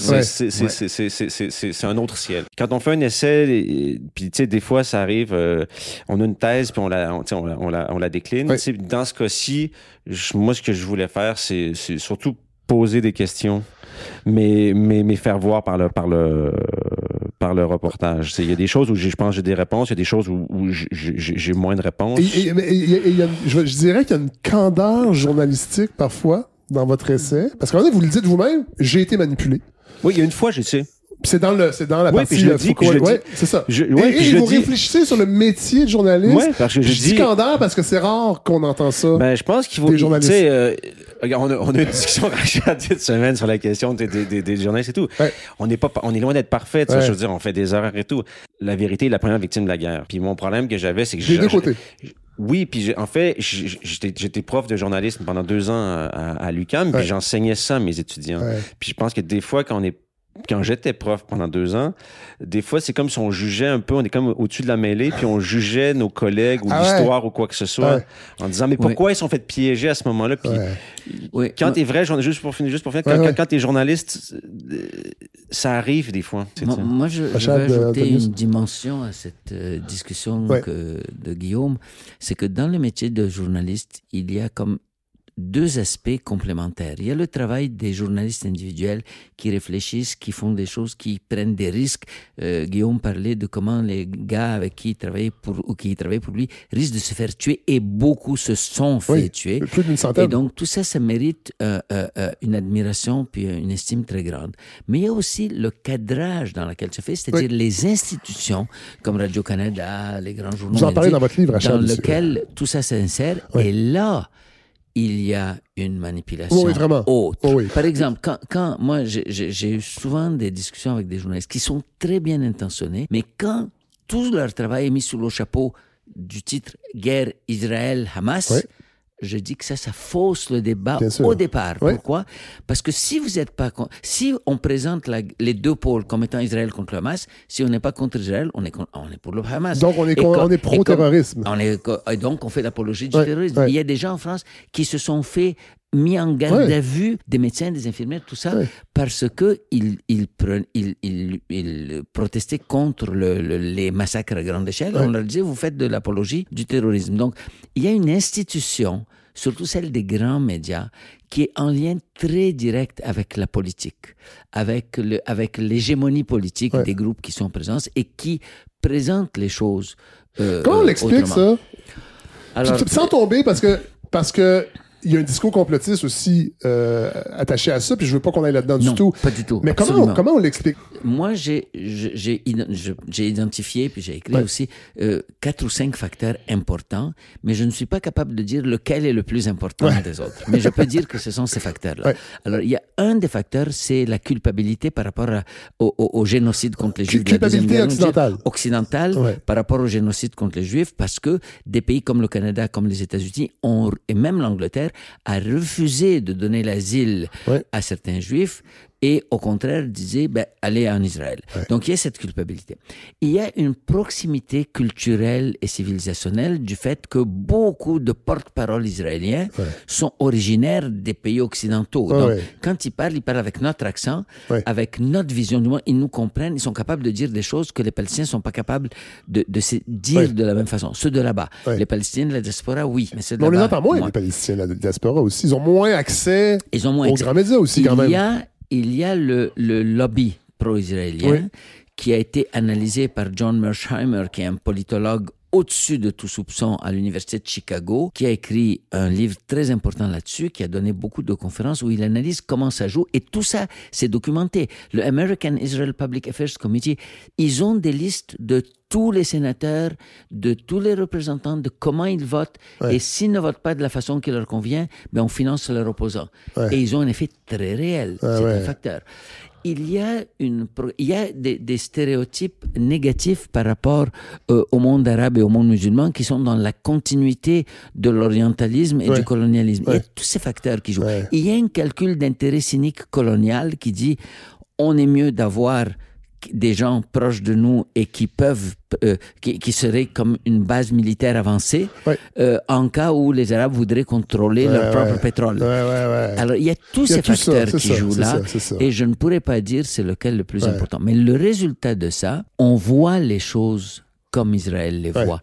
Nos élites politiques ont intériorisé Alors, des fois, il y en a qui sont prudents, qui disent « Oh, je sais que telle chose n'est pas vraie, mais je ne veux pas dire parce que je ne veux pas subir les pressions. » Mais pour beaucoup, ce n'est pas de la censure, c'est une intériorisation du récit israélien. Et tout ça joue et explique. Et en fait, le livre que j'écris était en partie en réponse à cette situation, parce que je pense qu'il y a beaucoup de gens très bien intentionnés qui finissent par reproduire le discours israélien. Et dernier point, avant ça, c'est que, disons, si on représentait une position pro-israélienne d'un côté et pro-palestinienne d'un côté, si des gens sont à 90% pro-israéliens, puis bougent avec une petite critique qui les rend à 85% pro-israéliens, ils ont l'impression qu'ils ont lutté contre le lobby. Mais ils sont encore à 85% pro-israéliens. Et donc, c'est une image intéressante. Un sentiment d'avoir été contre le stéréotype, mais ils sont encore très loin d'une position de juste milieu. Vous parlez de stéréotypes, Guillaume Lavallée, votre livre les détruit à plusieurs niveaux, je trouve. Ne serait-ce que sur une chose qu'on a oubliée, la richesse millénaire culturelle de cette région-là, puis vous la replacez dans un contexte beaucoup plus long, c'est un carrefour important, et que ça aussi, c'est en train d'être détruit, en fait. C'est ça, le passé de Gazan est présentement détruit. L'UNESCO a fait une liste de tous les sites qui ont été détruits depuis près d'un an. C'est particulier parce que j'essaie des fois de faire la distinction parce que je trouve que le mot islamisme des fois est un peu galvaudé, puis pas dans le sens de légitimer quoi que ce soit, mais entre différents mouvements islamistes, il y a quand même différents types d'idéologies puis de pensée. Le Hamas avait pas trop de problèmes avec l'archéologie. Même si on allait fouiller des sites anti-islamiques, c'était pas comme les talibans qui disaient les Bouddhas de Bamiyan, on va détruire ça. Le Hamas, c'était pas dans cette logique-là. Mais la réalité à Gaza fait en sorte qu'après Oslo, par exemple, il y a un boom immobilier à Gaza. Et donc, dans le boom immobilier à Gaza, parce qu'on il vient d'où, ce boom-là? Est-ce que parce qu'il y avait un simulacre de stabilité pendant quelques années. L'autorité palestinienne revenait avec de l'argent. Et donc, il fallait, il y avait des camps de réfugiés un peu partout. On va créer des habitations. Et quand on va organiser le territoire. On va organiser le territoire un peu à notre manière. Puis quand on commence à creuser pour faire les fondations, on voit des artefacts. Et donc, il y a des collectionneurs privés qui ont commencé à garder, puis à se mettre en contact aussi avec des missions archéologiques étrangères. Donc, il y a eu une sorte de boom archéologique d'Oslo après les années 80, post-Oslo, un peu pendant quelques années. Mais à Gaza, souvent, on trouve des choses, mais on n'a pas le luxe de faire des fouilles parce qu'il faut creuser, pour faire les fondations d'un autre immeuble parce qu'il faut loger les gens. C'est comme ça, bref. Et donc, ce que je veux dire, c'est que c'est un territoire où ce qui était à la surface, au-dessus de la surface, est bombardé, puis ce qui était sous la terre, qu'on ne connaissait pas encore, est aussi bombardé. Parce que les bombes... Donc, on détruit des millénaires d'histoire. Quand on voit les choses de cette manière-là, pour moi, c'est plus nécessairement une guerre lointaine, c'est aussi le patrimoine mondial de l'humanité. Et je pense que c'est important parce que... vraiment. Tout à fait. Puis l'autre élément, et surtout, Guillaume, juste sur une parenthèse, c'est que quand c'est les talibans qui font ça, ici, on est outrés dans des chroniques. Mais c'est pas la même. C'est pas la même affaire. Mais reste que non, je sais. Puis je le fais pas. La logique n'est pas la même. C'est ça. Non, mais ça reste qu'il y a un patrimoine qui disparaît. Tout à fait. Puis il y en a un qui disparaît un peu plus dans l'anonymat que l'autre. Comment on va se sortir? Là, je sais que c'est une question un peu. Mais comment on va sortir de ça? Est-ce qu'on pourrait s'en sortir? Est-ce qu'il est trop tard? Toutes les solutions possibles aujourd'hui sont injustes. Et toutes les solutions justes sont impossibles. On est dans une impasse qui est le résultat d'une politique de 50 ans d'occupation, il n'y a pas de solution juste possible immédiatement. Je ne suis pas un Palestinien. Je ne suis pas un acteur politique, ni palestinien, ni autre. Je suis un observateur. Donc, je ne suis pas sûr que je suis légitime pour proposer des solutions. Ce que moi, je vois en tant qu'observateur qui essaye de comprendre, je me dis, les Palestiniens ont énormément investi émotivement pour l'idée d'un État palestinien. Les Israéliens ont énormément investi pour protéger l'État israélien.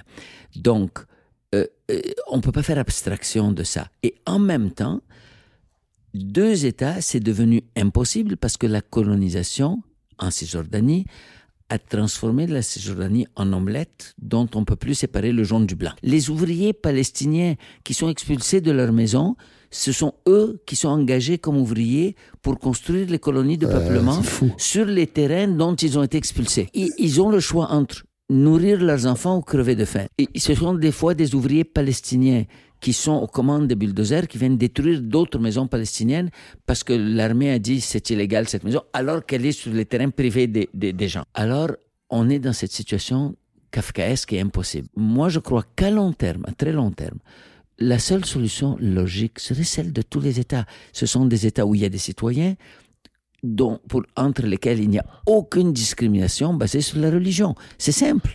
C'est un État citoyen, point. Mais on n'est pas proche de cette solution.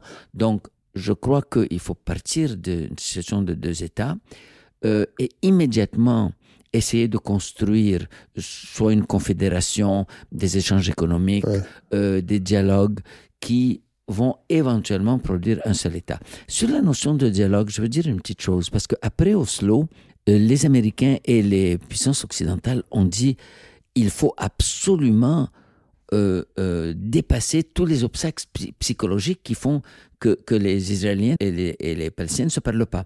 Ils ont financé à coups de millions de dollars des programmes qu'ils appelaient People to People, où ils amenaient des jeunes Israéliens et des Palestiniens de se parler.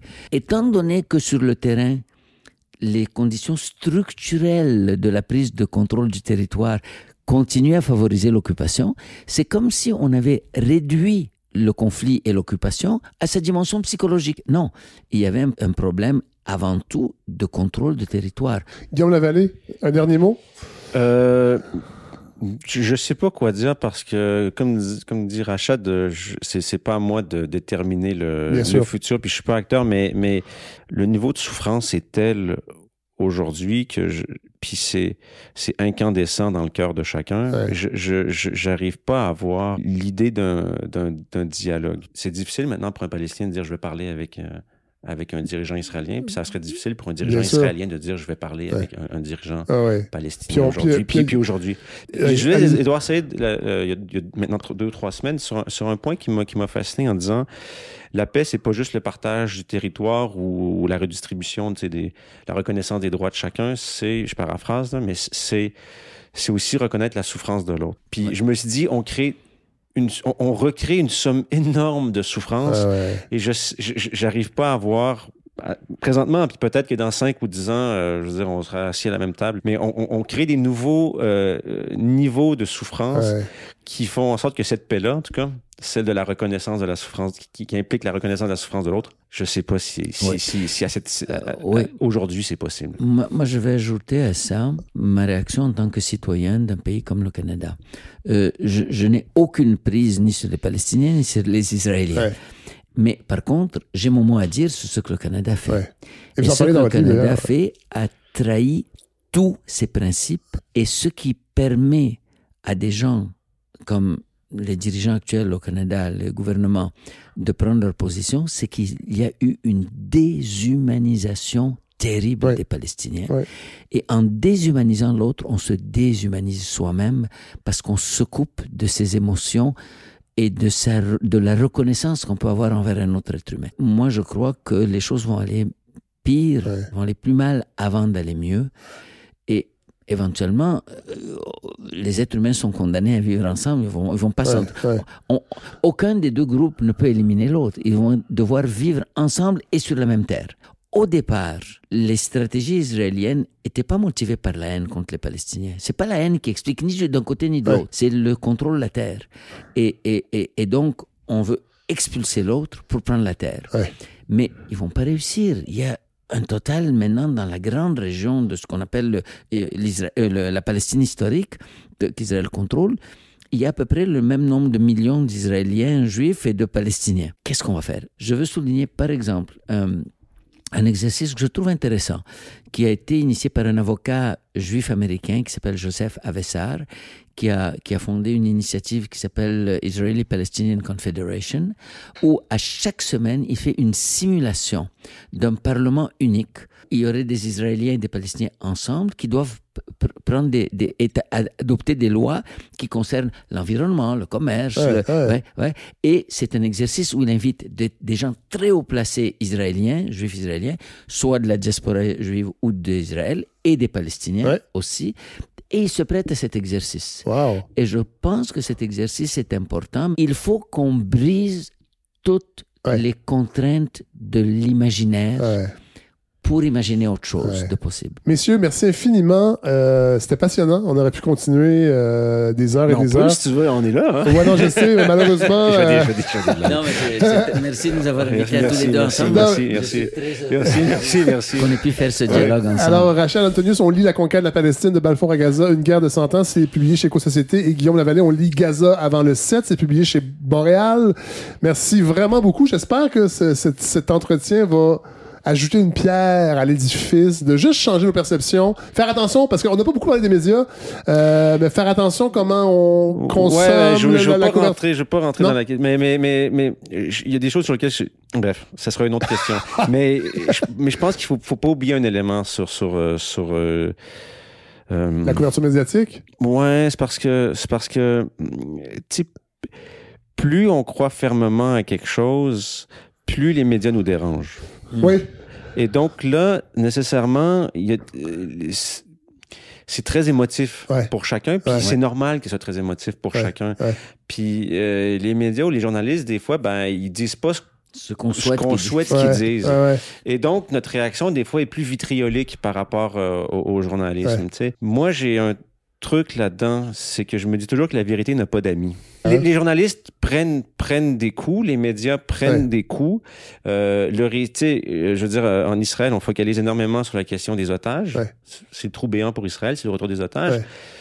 Les médias arabes ou les influenceurs à Gaza sont sur le terrain à Gaza, puis ils montrent H24 ce qui se passe sur le terrain. Dépendamment de ce qu'on regarde, on a une vision du monde.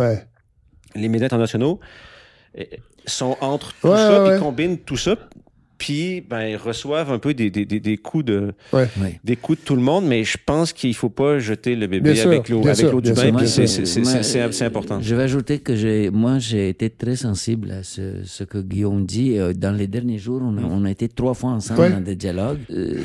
Moi, ça me fait vraiment réfléchir, ça m'amène à peut-être modifier un peu ma perception, mais je suis très heureux de ce dialogue. Merci, Guillaume. Merci, messieurs, vraiment.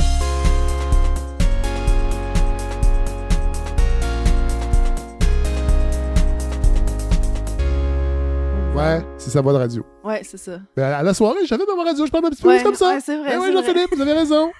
Puis maintenant, je parle un petit peu comme Barry White, mais de gauche. Hey, bonjour. 2 nouvelles voix. Voilà, Antoine Casgrain. Bonjour. Vous m'avez écrit au printemps dernier, ça vous tentait d'embarquer. Évidemment, ça fonctionne pas comme ça. À la balado, là, il suffit pas de m'écrire, ça prend des street creds. Les vôtres étaient... J'ai été longtemps analyste chez Québec solidaire. En fait, j'étais conseiller recherchiste. Vous étiez dans l'œil de la tempête. Exactement. Donc, j'ai été pendant presque 9 ans conseiller de à peu près tous les députés de Québec solidaire. Ouais. Donc, 5 personnes? Ah non, oui. Un peu plus avec le temps. Et vous avez une formation en sociologie, vous êtes sociologue. Exactement, j'ai une maîtrise en sociologie, puis j'ai même un doctorat en études urbaines. Bon, et là, vous m'avez dit, moi, j'aimerais ça qu'on parle de la vie politique québécoise et canadienne, mais pas les potins de coulisses du pouvoir. Exactement. Et c'est ça qui m'a intéressé. Donc, je voulais aller peut-être un peu plus en profondeur, mais toujours à partir de sujets d'actualité. Avec votre prisme de sociologue. Fait que je pense que ça va être intéressant. Cela dit, c'est un essai. Peut-être que tout ça sera même pas au montage. On est en mode exploratoire.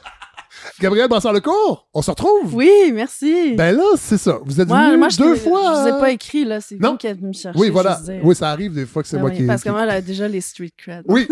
Ben non, mais vous êtes venu l'an dernier. Vous êtes venu 2 fois, je pense. Oui, à peu près. Depuis que la balado existe. Puis là, je me disais, vous êtes chez Pivot. Oui. Vous êtes co-fondatrice. Oui. Et vous êtes rédactrice en chef. Mon rôle officiel, c'est que je suis présidente du conseil d'administration. Okay. Mais au niveau des mains dedans, je m'occupe de nos balados, en fait. Ah oui! Ouais, bon. Ça. Et là, je me suis dit, ça serait le fun qu'à peu près une fois par mois, vous veniez nous parler des grands dossiers qui occupent Pivot. Parce que Pivot, c'est un média indépendant, c'est un média ouvertement de gauche. Que là, je comprends qu'il y a un anniversaire qu'on fête, là.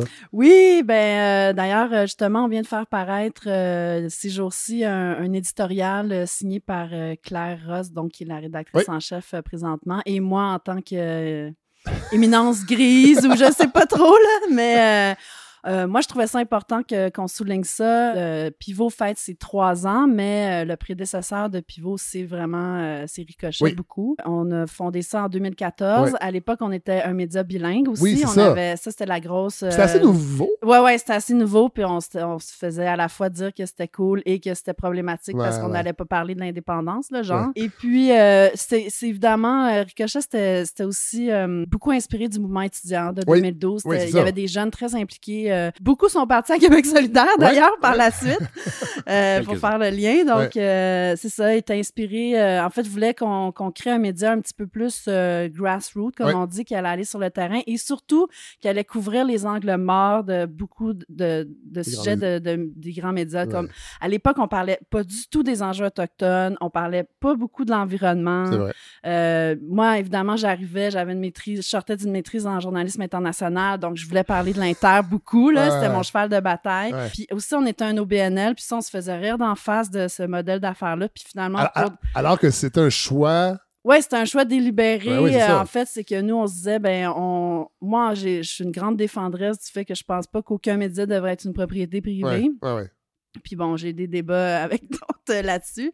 Non, mais c'est drôle. Mais finalement, tout le monde a emboîté le pas. La presse est un OBNM maintenant. Il y a plein les coop de l'info, tout ça. Donc, tu sais, il y a 10 ans, on se faisait dire que c'était pas ça du tout. Puis finalement, on comprend que c'est... Mais nous, c'était aussi dans nos valeurs. Tu sais, c'était pas juste pour aller chercher des subventions. Non, c'est ça. L'idée de Ricochet à l'époque aussi, j'imagine que c'était de merger... on va rester dans le bilinguisme, de merger les ressources aussi. Oui, tout à fait. Puis l'idée aussi, c'était, on avait un peu...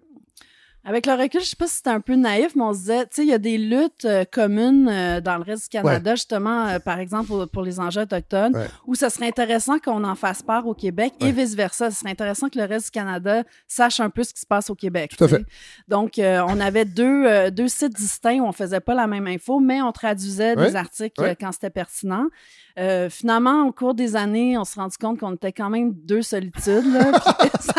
Puis c'est pas parce que c'était des anglophones, mais je pense que cette équipe-là en particulier, on n'avait pas tout à fait la même vision. Ricochet anglais était très militant, justement, tout ça, alors que moi, j'ai beaucoup travaillé à instaurer la crédibilité journalistique de Ricochet. Je trouve que notre ligne éditoriale est beaucoup plus assumée avec Pivot. T'sais, on est encore invités dans des panels, là, genre « Qu'est-ce que le journalisme est militant? » Puis c'est vraiment gossant, mais...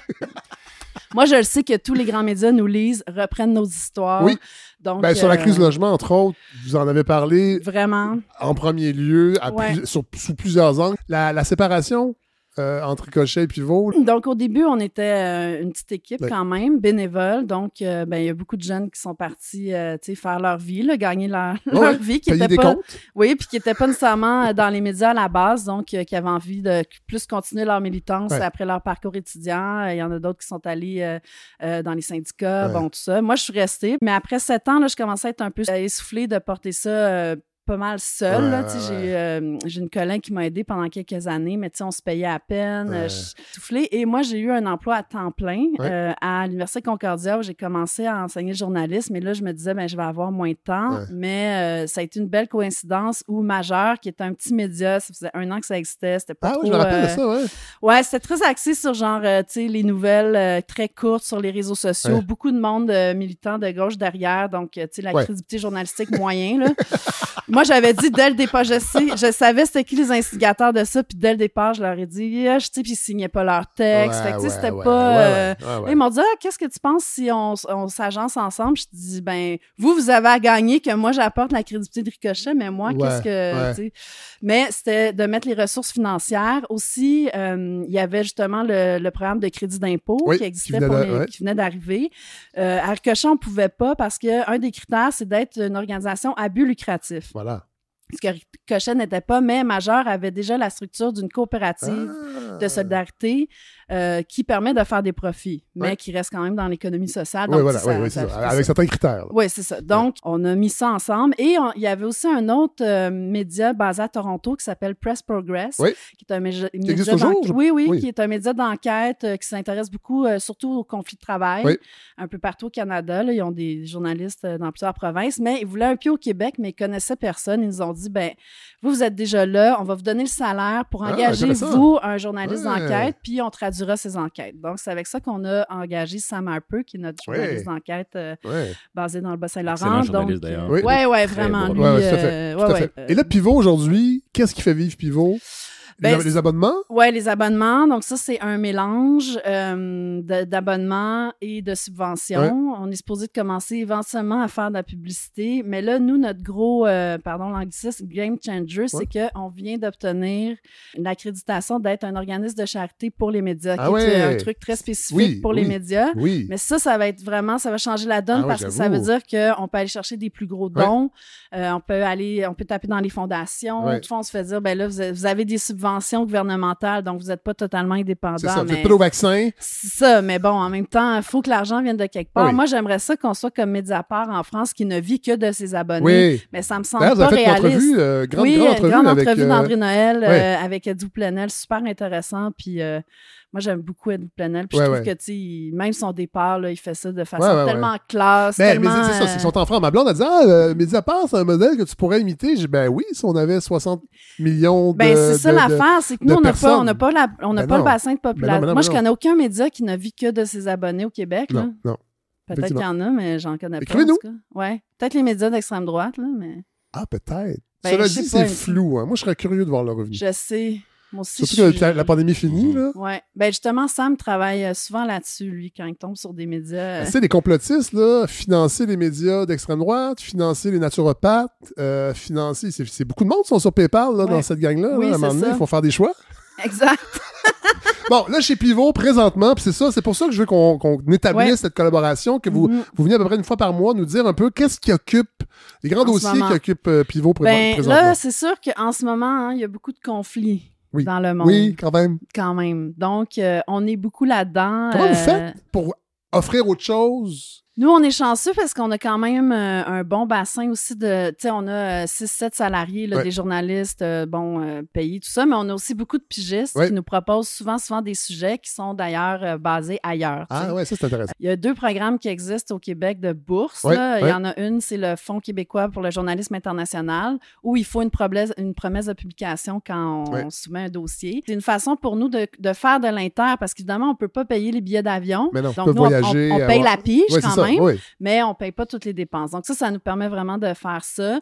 Puis après ça, il y a les bourses aussi de l'Association des journalistes indépendants. Oui. Ça, c'est plus pour des reportages locaux, nationaux.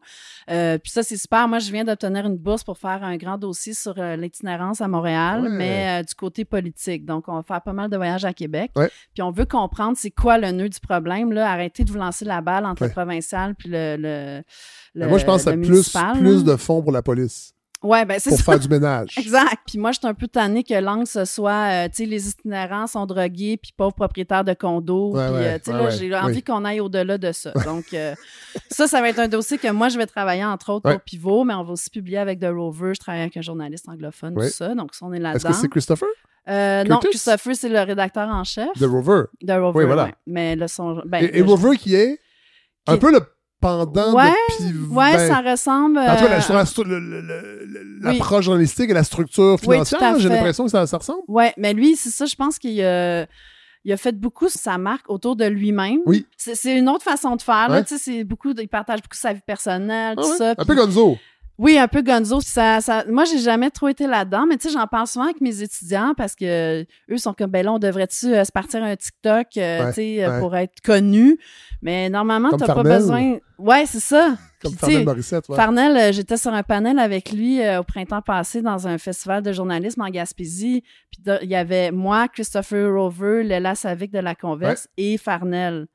Mais tu sais, c'était un peu étrange. Tu sais, c'était comme la nouveau média. Mais tu sais... C'était étrange, là. Puis je pense que même lui-même, il se sentait pas super à l'aise d'être là. Puis il lui disait, il dit, moi, je ne suis pas journaliste, tu sais. Mais je pense qu'il s'autoprogramme vulgarisateur citoyen. De tout. Oui, de tout. De tous les sujets. Mais cela dit, ce que je trouve intéressant dans tout ça, c'est cette réflexion qui nous sort du journalisme positiviste qui existe depuis toujours. C'est-à-dire, il n'y a que des faits. Ouais. On n'a qu'à présenter les deux côtés d'une même médaille et ça suffit. Puis nous, à Pivot, on n'est vraiment pas là-dedans. Ben non, mais il y a une réflexion. Et Philippe de Grosbois fait cette réflexion-là ici, mais et plein d'autres le font. Puis pour revenir à Pivot, nous, on a fait le pari que notre ligne éditoriale, nous, on était comme, oui, de différents points de vue, mais je veux dire, on va écrire qu'il y a un génocide en Palestine à un moment donné. Tu sais, c'est ça qui se passe. Alors que c'est un mot qu'on peut pas prononcer à Radio-Canada. Exact. C'est ça. Ouais. Puis moi, je le dis souvent, tu sais, en Europe, là, en France particulièrement, là, les médias sont très cantés politiquement. On le sait très bien quand on lit le Figaro, où est-ce que ça se situe, tout ça. Puis ici, je trouve que des fois, il y a un peu une hypocrisie dans la ligne. On est neutre. Mais nous, on a dit, ben non, nous, on n'est pas neutre. Puis on va, tu sais, on a quand même un code de déontologie. Nos journalistes, tu sais, doivent faire le travail comme tout journaliste. Tout à fait. Mais on choisit nos angles. Tu nous lis, tu sais où on se situe. Mais tu sais, si on fait un article sur les changements climatiques, on va pas interviewer un climato-sceptique pour dire qu'on a l'autre côté. Non, là. c'est ça, exactement. À un moment donné, il y a quand même un consensus mondial que les changements climatiques existent. Non, sinon, qu'est-ce qui vous occupe chez Pivot? Ben là, c'est ça. Donc, en ce moment, on travaille sur le Liban. Donc, on a une journaliste qui a demandé, qui a fait un appel ouvert pour trouver des témoignages de personnes libanaises à Montréal pour faire des témoignages. Donc, ça, c'est quelque chose qu'on a publié hier. Qui est en ligne. Oui, qui est en ligne en ce moment. Sam un peu travaille toujours un peu, lui, sur l'extrême droite. Il sort moins de contenu que nos autres journalistes parce que ça lui prend plus de temps, mais ça, c'est le luxe que vous avez décidé de prendre aussi, j'imagine, chez exact. Pivot. C'est ça. Puis même à chaque année, tu sais, on fait un lac à l'épaule où on se positionne. Puis au début, on était vraiment dans OK, on fait beaucoup de contenu, des nouvelles, tu sais, pas trop longues, tout ça, mais puis on fait aussi un sondage auprès de notre lectorat, puis ils nous ont dit ce qu'on aime le plus, ce sont les enquêtes et ce sont les longs formats, tu sais. Mais moi, je me rappelle, là, il y a 10-20 ans, quand j'ai commencé, là, c'était le web, c'était genre article court, pas trop de mots dans une phrase, mets des gifs de chat, même si t'es capable. Alors que, tu sais, aujourd'hui, on est capable de lire des 1500 mots, 2000 mots sur le web, là, justement aussi pour aller trouver d'autres voix qu'on entend moins. Voilà. Donc, on est vraiment là-dedans. Léa, qui est notre journaliste, qui a un beat très spécifique. Elle s'occupe elle s'intéresse aux jeunes de communautés marginalisées et elle fait beaucoup d'articles sur les jeunes qui subissent de la répression policière. La police l'aime pas trop, là, je pense. Mais en même temps, il faut en parler. Tu sais, cet été, notre vidéojournaliste est allé couvrir une manifestation des travailleurs à l'aéroport de Montréal, puis elle s'est fait invectiver par un policier. C'était un policier du SPVM, et puis il y avait un chauffeur de taxi qui a comme filmé l'interaction. Puis la façon, je vous jure, la façon dont le policier s'adresse à Ouna, qui est une journaliste femme de 24 ans, tout ça. « Hey, fille, qu'est-ce que tu fais là? » Non. Puis elle dit, puis elle avait sa carte de la FPJQ là, sur son chandail pour être identifié.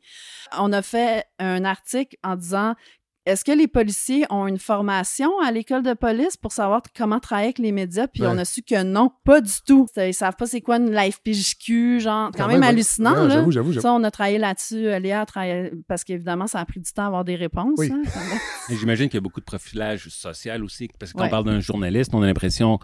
On s'attend à quelqu'un peut-être encore très bien habillé. Que l'enveloppe corporelle du journaliste. Exactement. La cocarde de FPJQ est peut-être pas suffisante. Alors que les journalistes de Pivot, ils ont souvent des mèches de couleur dans les cheveux. C'est ça, des dreads. Des tattoos. Exactement. Mais pourtant, t'as raison, mais c'est surtout aussi que je suis pas sûre qu'un gars aurait eu le même traitement. Ouais. Même un gars habillé en... Ou une femme un peu plus vieille. Oui, exact. Hey, Gabrielle Brassard-Lecourt, merci de rester avec nous. Puis à chaque mois comme ça, vous allez venir nous... Là, je voulais qu'on mette la table. Oui, bien sûr. C'est une première collaboration qui sera régulière. Et là, on peut s'abonner en tout temps là, à Pivot. Comment ça marche, les abonnements? Il y a un gros bouton jaune sur notre page d'accueil. Bientôt, on va transformer ça plutôt en don. Parce que en faisant des dons, vous avez des reçus d'impôts. Ah, bon. Donc, c'est déductible d'impôts. On sait que les gauchistes ne payent pas beaucoup d'impôts. Là. Je lis ça beaucoup sur Twitter, mais pour ceux qui payent des impôts, c'est très intéressant. C'est exactement. Donc... merci. Antoine Casgrain, on va briser la glace. On va entendre un petit extrait avant qui va donner le ton un peu sur votre chronique. Ce gouvernement, Bloc libéral, a doublé la dette nationale, doublé le coût de logement, haussé des taxes et des impôts sur les Québécois. C'est le gouvernement le plus centralisateur et coûteux dans l'histoire du pays, qui est mauvais pour le Québec, qui a brisé le système de l'immigration et forcé le Québec au point de rupture. C'est pour ça que les conservateurs vont déposer une motion de non-confiance. Vous allez nous parler de la rentrée? De la rentrée parlementaire, oui, à Québec et à Ottawa. Oui, chose que vous connaissez, que vous avez connue. Et que j'ai connue dans mon ancien travail. Mais en fait, je voulais résumer cette rentrée parlementaire, puis je me demandais comment je pouvais le faire, puis j'ai trouvé un mot, le mot confiance. Oui. La confiance, évidemment, on vient de l'entendre, Pierre Poilievre avec ses 2 votes de non-confiance, comme il l'a dit. Et en français, on parlerait plus de vote de censure, motion de censure. Puis là, tout le monde se demandait qui avait encore confiance en Justin Trudeau. On se demandait même si ses ministres avaient encore confiance, ses députés. Dans le fond, tout le monde essaye d'être celui qui va faire tomber le gouvernement, avec sa raison à lui. Ça a commencé par donc Jack Meeting qui a déchiré son alliance avec Trudeau, pour des raisons plutôt vagues, parce que c'était plutôt Trudeau n'en fait pas assez pour les gens. On n'a pas trop compris qu'est-ce qui est arrivé à ce moment-là, mais visiblement, les intentions de vote, puis la popularité de Trudeau, il joue pour beaucoup. Puis Poilievre, évidemment, a sauté dans le bain, puis a essayé de devenir lui-même celui qui allait faire tomber le gouvernement, a mis sa menace à exécution. Malheureusement, ça n'a pas fonctionné pour lui. Puis, le Bloc québécois pas en reste. Lui a décidé, non, j'appuie, ou disons, je ne veux pas faire tomber en ce moment le gouvernement Trudeau. Mais en mettant, après ça, en disant qu'il allait mettre un ultimatum le 29 octobre, on le sait parce qu'il, selon lui, veut augmenter les pensions de vieillesse au Québec et au Canada. En fait, vous aimez l'improvisation, vous avez fait de l'improvisation. Oui, j'en ai fait quand même. Moi, à ce moment-là, j'avais comme l'impression d'être un petit peu dans une mauvaise partie d'impro de secondaire où chacun un peu déclame à peu près la même chose. Puis c'est à ce moment-là que est arrivé un autre joueur, François Legault, qui a commencé à dire que lui aussi voulait faire tomber le gouvernement et exigeait que le Bloc québécois donc vote en faveur de la motion de censure des libéraux. Je me suis demandé si la méfiance n'était pas envers le système politique, parce que souvent, on dit que le gouvernement actuel, le gouvernement qui est en place, doit conserver la confiance du Parlement. Mais le Parlement en tant qu'institution, est-ce que les politiciens ont la confiance de la population? Et c'est une réflexion que je vois beaucoup en France présentement avec ce qui est arrivé avec les élections législatives, le fait que c'est la gauche qui l'a remporté, comment Macron a attendu à peu près 3 mois pour former un gouvernement. Il a nommé des gens qui n'avaient même pas gagné leurs élections. Et il y a une réflexion réelle à avoir sur comment les politiciens, en fait, détruisent cette confiance en instrumentalisant le jeu parlementaire. En fait, je pense que les politiciens se retrouvent dans une situation contradictoire où c'est beaucoup plus facile de susciter la méfiance envers l'autre que susciter la confiance envers soi-même et envers ses propres politiques. Je suis retourné d'ailleurs, puis ça, c'est une statistique qu'on cite souvent sur le baromètre des métiers et des professions au Québec. Sondage léger que Léger fait de temps en temps.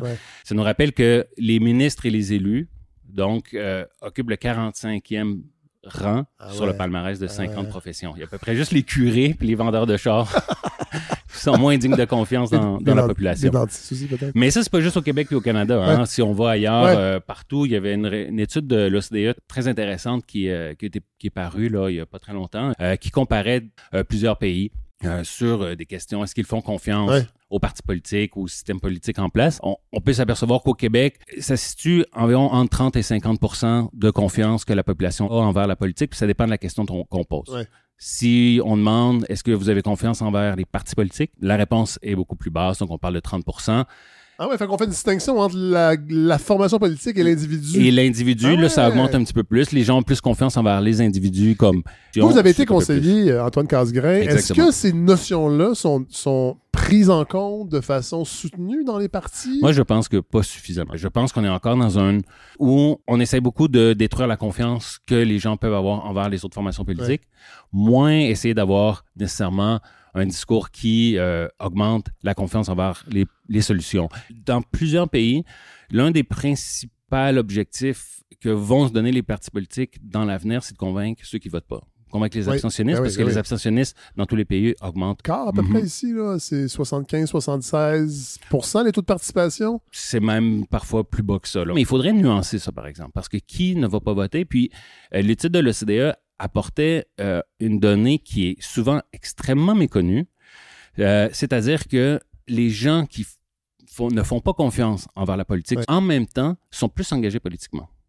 Oui, donc, ça prouve que voter, c'est pas la seule manifestation qu'un citoyen peut avoir pour démontrer son attachement au jeu politique. Ouais. Puis ça va un peu à l'encontre des théories qui sont souvent véhiculées par les chroniqueurs usuels ou, mettons, les théoriciens libéraux qui disent « les gens ont pas confiance envers la politique, donc ils s'engagent moins politiquement, donc une apathie sociale. » Ce qu'on voit, c'est qu'effectivement, il y a comme deux extrêmes. Il y a ceux qui s'intéressent pas du tout, mais il y a également ceux qui sont beaucoup plus actifs que la moyenne. Puis tout ça pondéré fait en sorte que dans le groupe de ceux qui ont pas confiance ou ont une méfiance envers le système politique, ils s'engagent plus que ceux qui ont confiance. Fait que ceux qui comprennent trop le système politique sont susceptibles de ne pas aller voter parce qu'ils comprennent trop, peut-être.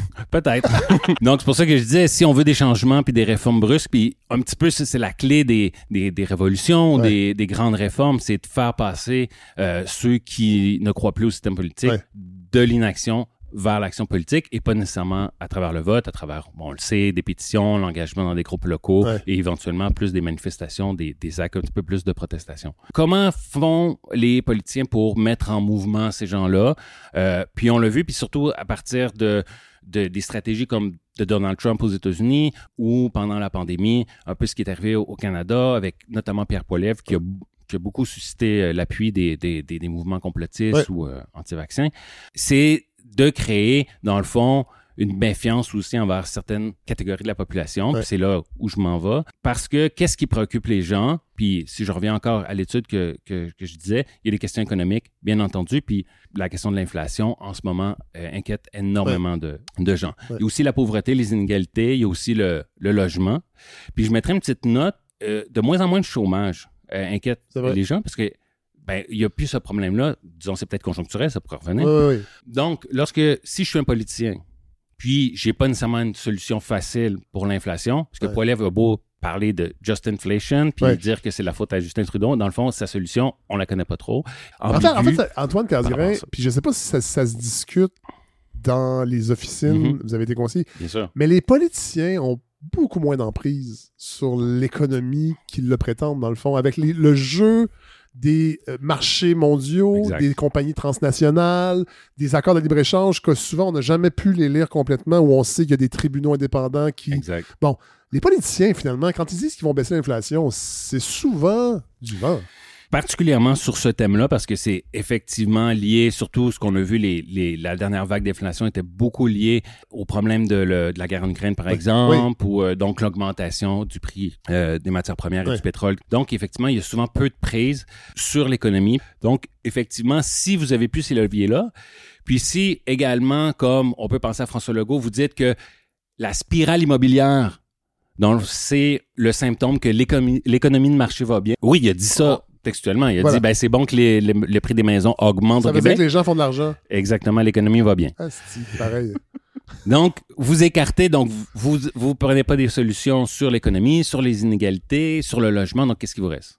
Alors, dans les préoccupations des gens, il y a la criminalité ou l'immigration. On en revient un peu à ce qu'on disait au départ avec François Legault. Susciter la méfiance envers les immigrants et migrantes devient souvent un cheval de bataille pour des personnalités politiques qui souhaitent susciter cette adhésion-là de la population qui sont méfiantes. Hein? Vous êtes poli dans les mots que je dis. Il faut toujours être poli. Je me fie un peu à Gabriel. Essayer d'un peu de rigueur. Moi, je suis pas si poli que ça, il me semble.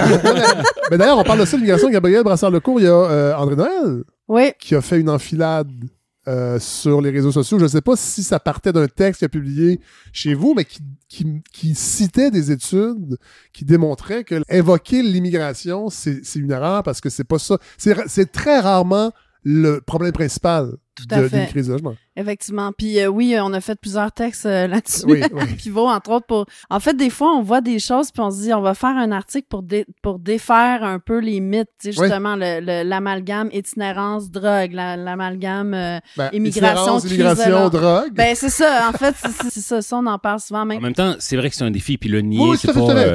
Ça serait pas... Mais ce qu'on dit, peut-être, c'est est-ce que les solutions qui sont avancées par les politiciens sont vraiment réalistes et sont aussi à la hauteur des défis qui se présentent. Parce que c'est vrai qu'une augmentation de la population, particulièrement dans les 2 ou 3 dernières années, juste l'année dernière, une augmentation de 2%, on n'avait pas connu ça depuis le baby boom. Oui, il y a des défis, mais en même temps, quand vous avez un premier ministre du Québec avec les responsabilités qu'il a, qui dit « on va déménager, je veux qu'on déménage 80 000 des 160 000 demandeurs et demandeuses d'asile qu'il y a sur Québec, évidemment, il ne dit pas demandeuse d'asile, mais surtout que, pour le citer, il dit « c'est pas moi qui va commencer à analyser les impacts des différentes solutions en vertu de la Charte des droits et libertés. C'est de la faute de quelqu'un d'autre. » Il dit « c'est de la faute à Ottawa. » Puis, ce que moi, j'ai pas aimé de la manière dont on critiquait Legault, c'était de dire « ah, ben, il panique. » Ah, on le sait bien. Depuis 1 an, il a perdu une élection partielle.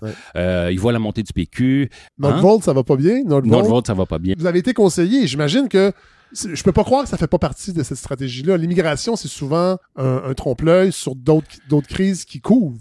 Ben, ça l'a souvent été pour François Legault. Oui. Puis c'est là aussi, je m'inscris un petit peu... on dirait qu'on vient de réaliser que François Legault et la CAQ utilisent l'immigration comme trompe-l'œil.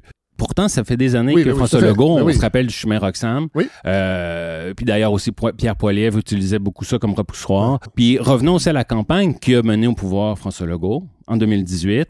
Une de ses promesses fortes, c'était « Je vais réduire l'immigration de 50 000 à 40 000 ». On se rappelle du slogan « Je vais en prendre moins, mais je vais en prendre soin ». Oui, tout à fait. Mais pire encore, en fait, qu'est-ce qui est arrivé au Québec depuis les dernières années, depuis l'élection donc de François Legault? Est-ce qu'il y en a moins?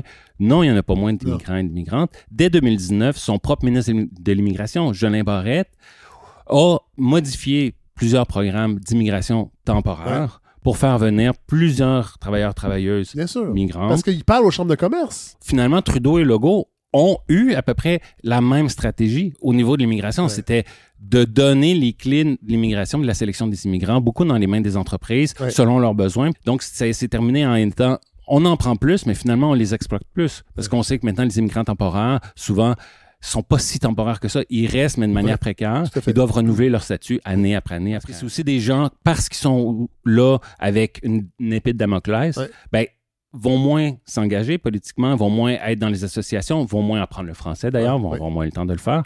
Donc, c'est cette logique-là qui fait en sorte qu'il y a un peu, une certaine hypocrisie, puis aussi c'est de se demander, est-ce que c'est vraiment possible le mythe qui est beaucoup véhiculé, qui a été véhiculé à une certaine époque par François Legault, de dire on va les sélectionner, moi je veux prendre seulement des immigrants qui vont gagner cher. Mais c'est aussi ce mythe-là de dire nos entreprises vont seulement embaucher des ingénieurs.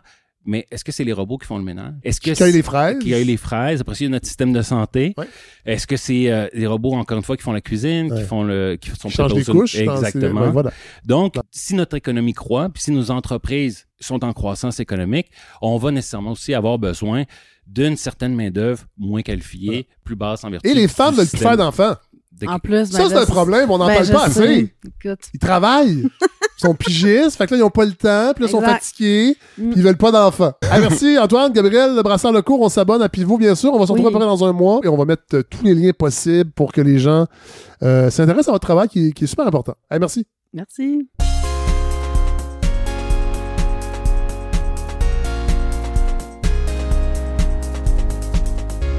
Alors voilà ce qui conclut ce 5e épisode de la balado. Je vous l'avais dit que ça allait être passionnant. Avouez. Je suis tellement content de l'entrevue, de la première portion.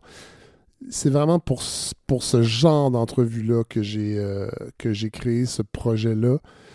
Et vraiment, je sais pas si vous avez remarqué, là, mais j'ai beaucoup fait oui, parce que j'étais tellement passionné que mon cerveau arrêtait pas de dire oui, puis ça... Ça passait par ma bouche. Alors, désolé, j'en ai enlevé plein au montage, mais il en reste plein d'autres. Je sais qu'il y en a qui n'aiment pas ça. Et le son aussi, j'ai fait des tests. J'étais pas dans la même pièce habituelle pour enregistrer. J'étais avec ma petite enregistreuse portative. C'est une H6 Zoom, là, pour ceux qui connaissent, mais c'est pas les mêmes presets, comme on dit dans le milieu. Puis, je trouvais des fois que je saturais un peu. Puis là, t'as toujours peur de pas être assez fort. Bon, alors que là, présentement, là, vous m'entendez à travers cette bonne vieille console, la L8, et non pas la H6.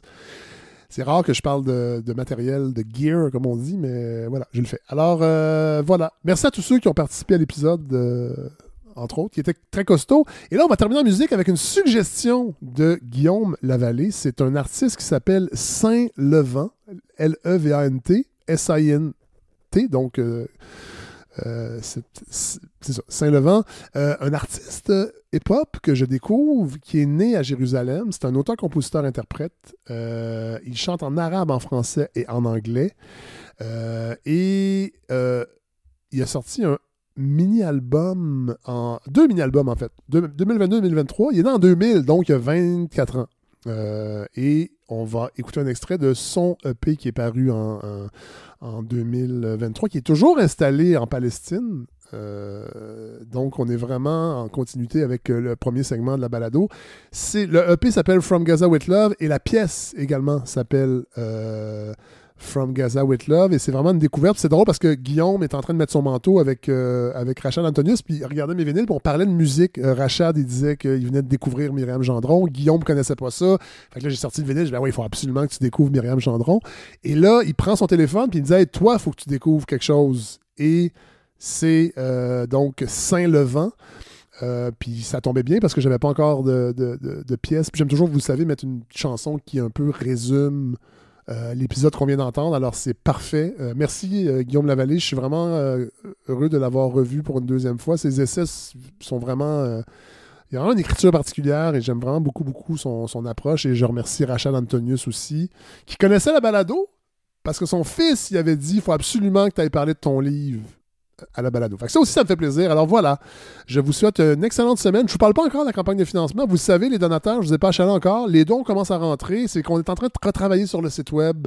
On va le rafraîchir. Alors quand ça sera prêt, je vous solliciterai. Ne vous inquiétez pas, je vais vous achaler pour continuer de faire partie de cette grande communauté. Oui, des auditeurs et des auditrices, mais aussi des donateurs et des donatrices. J'ai pas attaché de récompense, vous savez comment je ne tripe pas là-dessus, mais là, avec toutes les soirées d'ensemble que je suis en train de mettre sur pied sur une base plus régulière, les soirées d'humour, je me demande si ça serait pas intéressant de mixer ça, de peut-être offrir un billet par tranche de 100$, par exemple.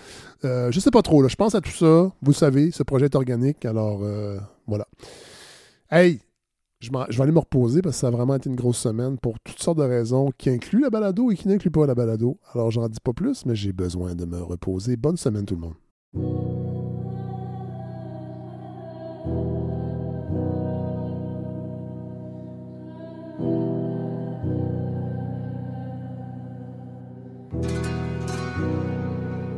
Yeah. Wallahi, it ain't girls like you out here in the West. I know I've been away, but I'm coming back home. No need to stress, baby. All I know is to be Palestinian, is to always rep where you come from. Except when you're on line at the customs. Told her she can meet me up in London. She let me cause I came from Gaza with love. But I feel like it's twice if I ever went back. From Gaza with love. If they had it their way, we would never go back. From Gaza with love, baby. فلسطين عسنساي وبنت بلادي عجباني. فضلكم احكوا مش سامع. Continuez à parler, on vous entend pas. Continuez à parler, on vous entend pas. Continuez à parler, on vous entend pas. Continuez à parler, on vous entend pas. Continuez à parler, on vous entend pas. Somebody tell Bella Hadid. Let's change that to Abdul Hamid. Now I mean to come off too strong, بس الأصل فلاحي. I'm planting the seeds. يا عيني I could get you what you need, but I hate it when the texts go green. Do you miss me or did you leave, baby? Came from Gaza with love, but I feel like it's twice if I ever went back. From Gaza with love, if they had it their way, we would never go back. From Gaza with love, baby. فلسطين عسنساي وبنت بلادي عجباني. فضلكم احكوا مش سامع. Continuez à parler, on vous entend pas. Continuez à parler, on vous entend pas.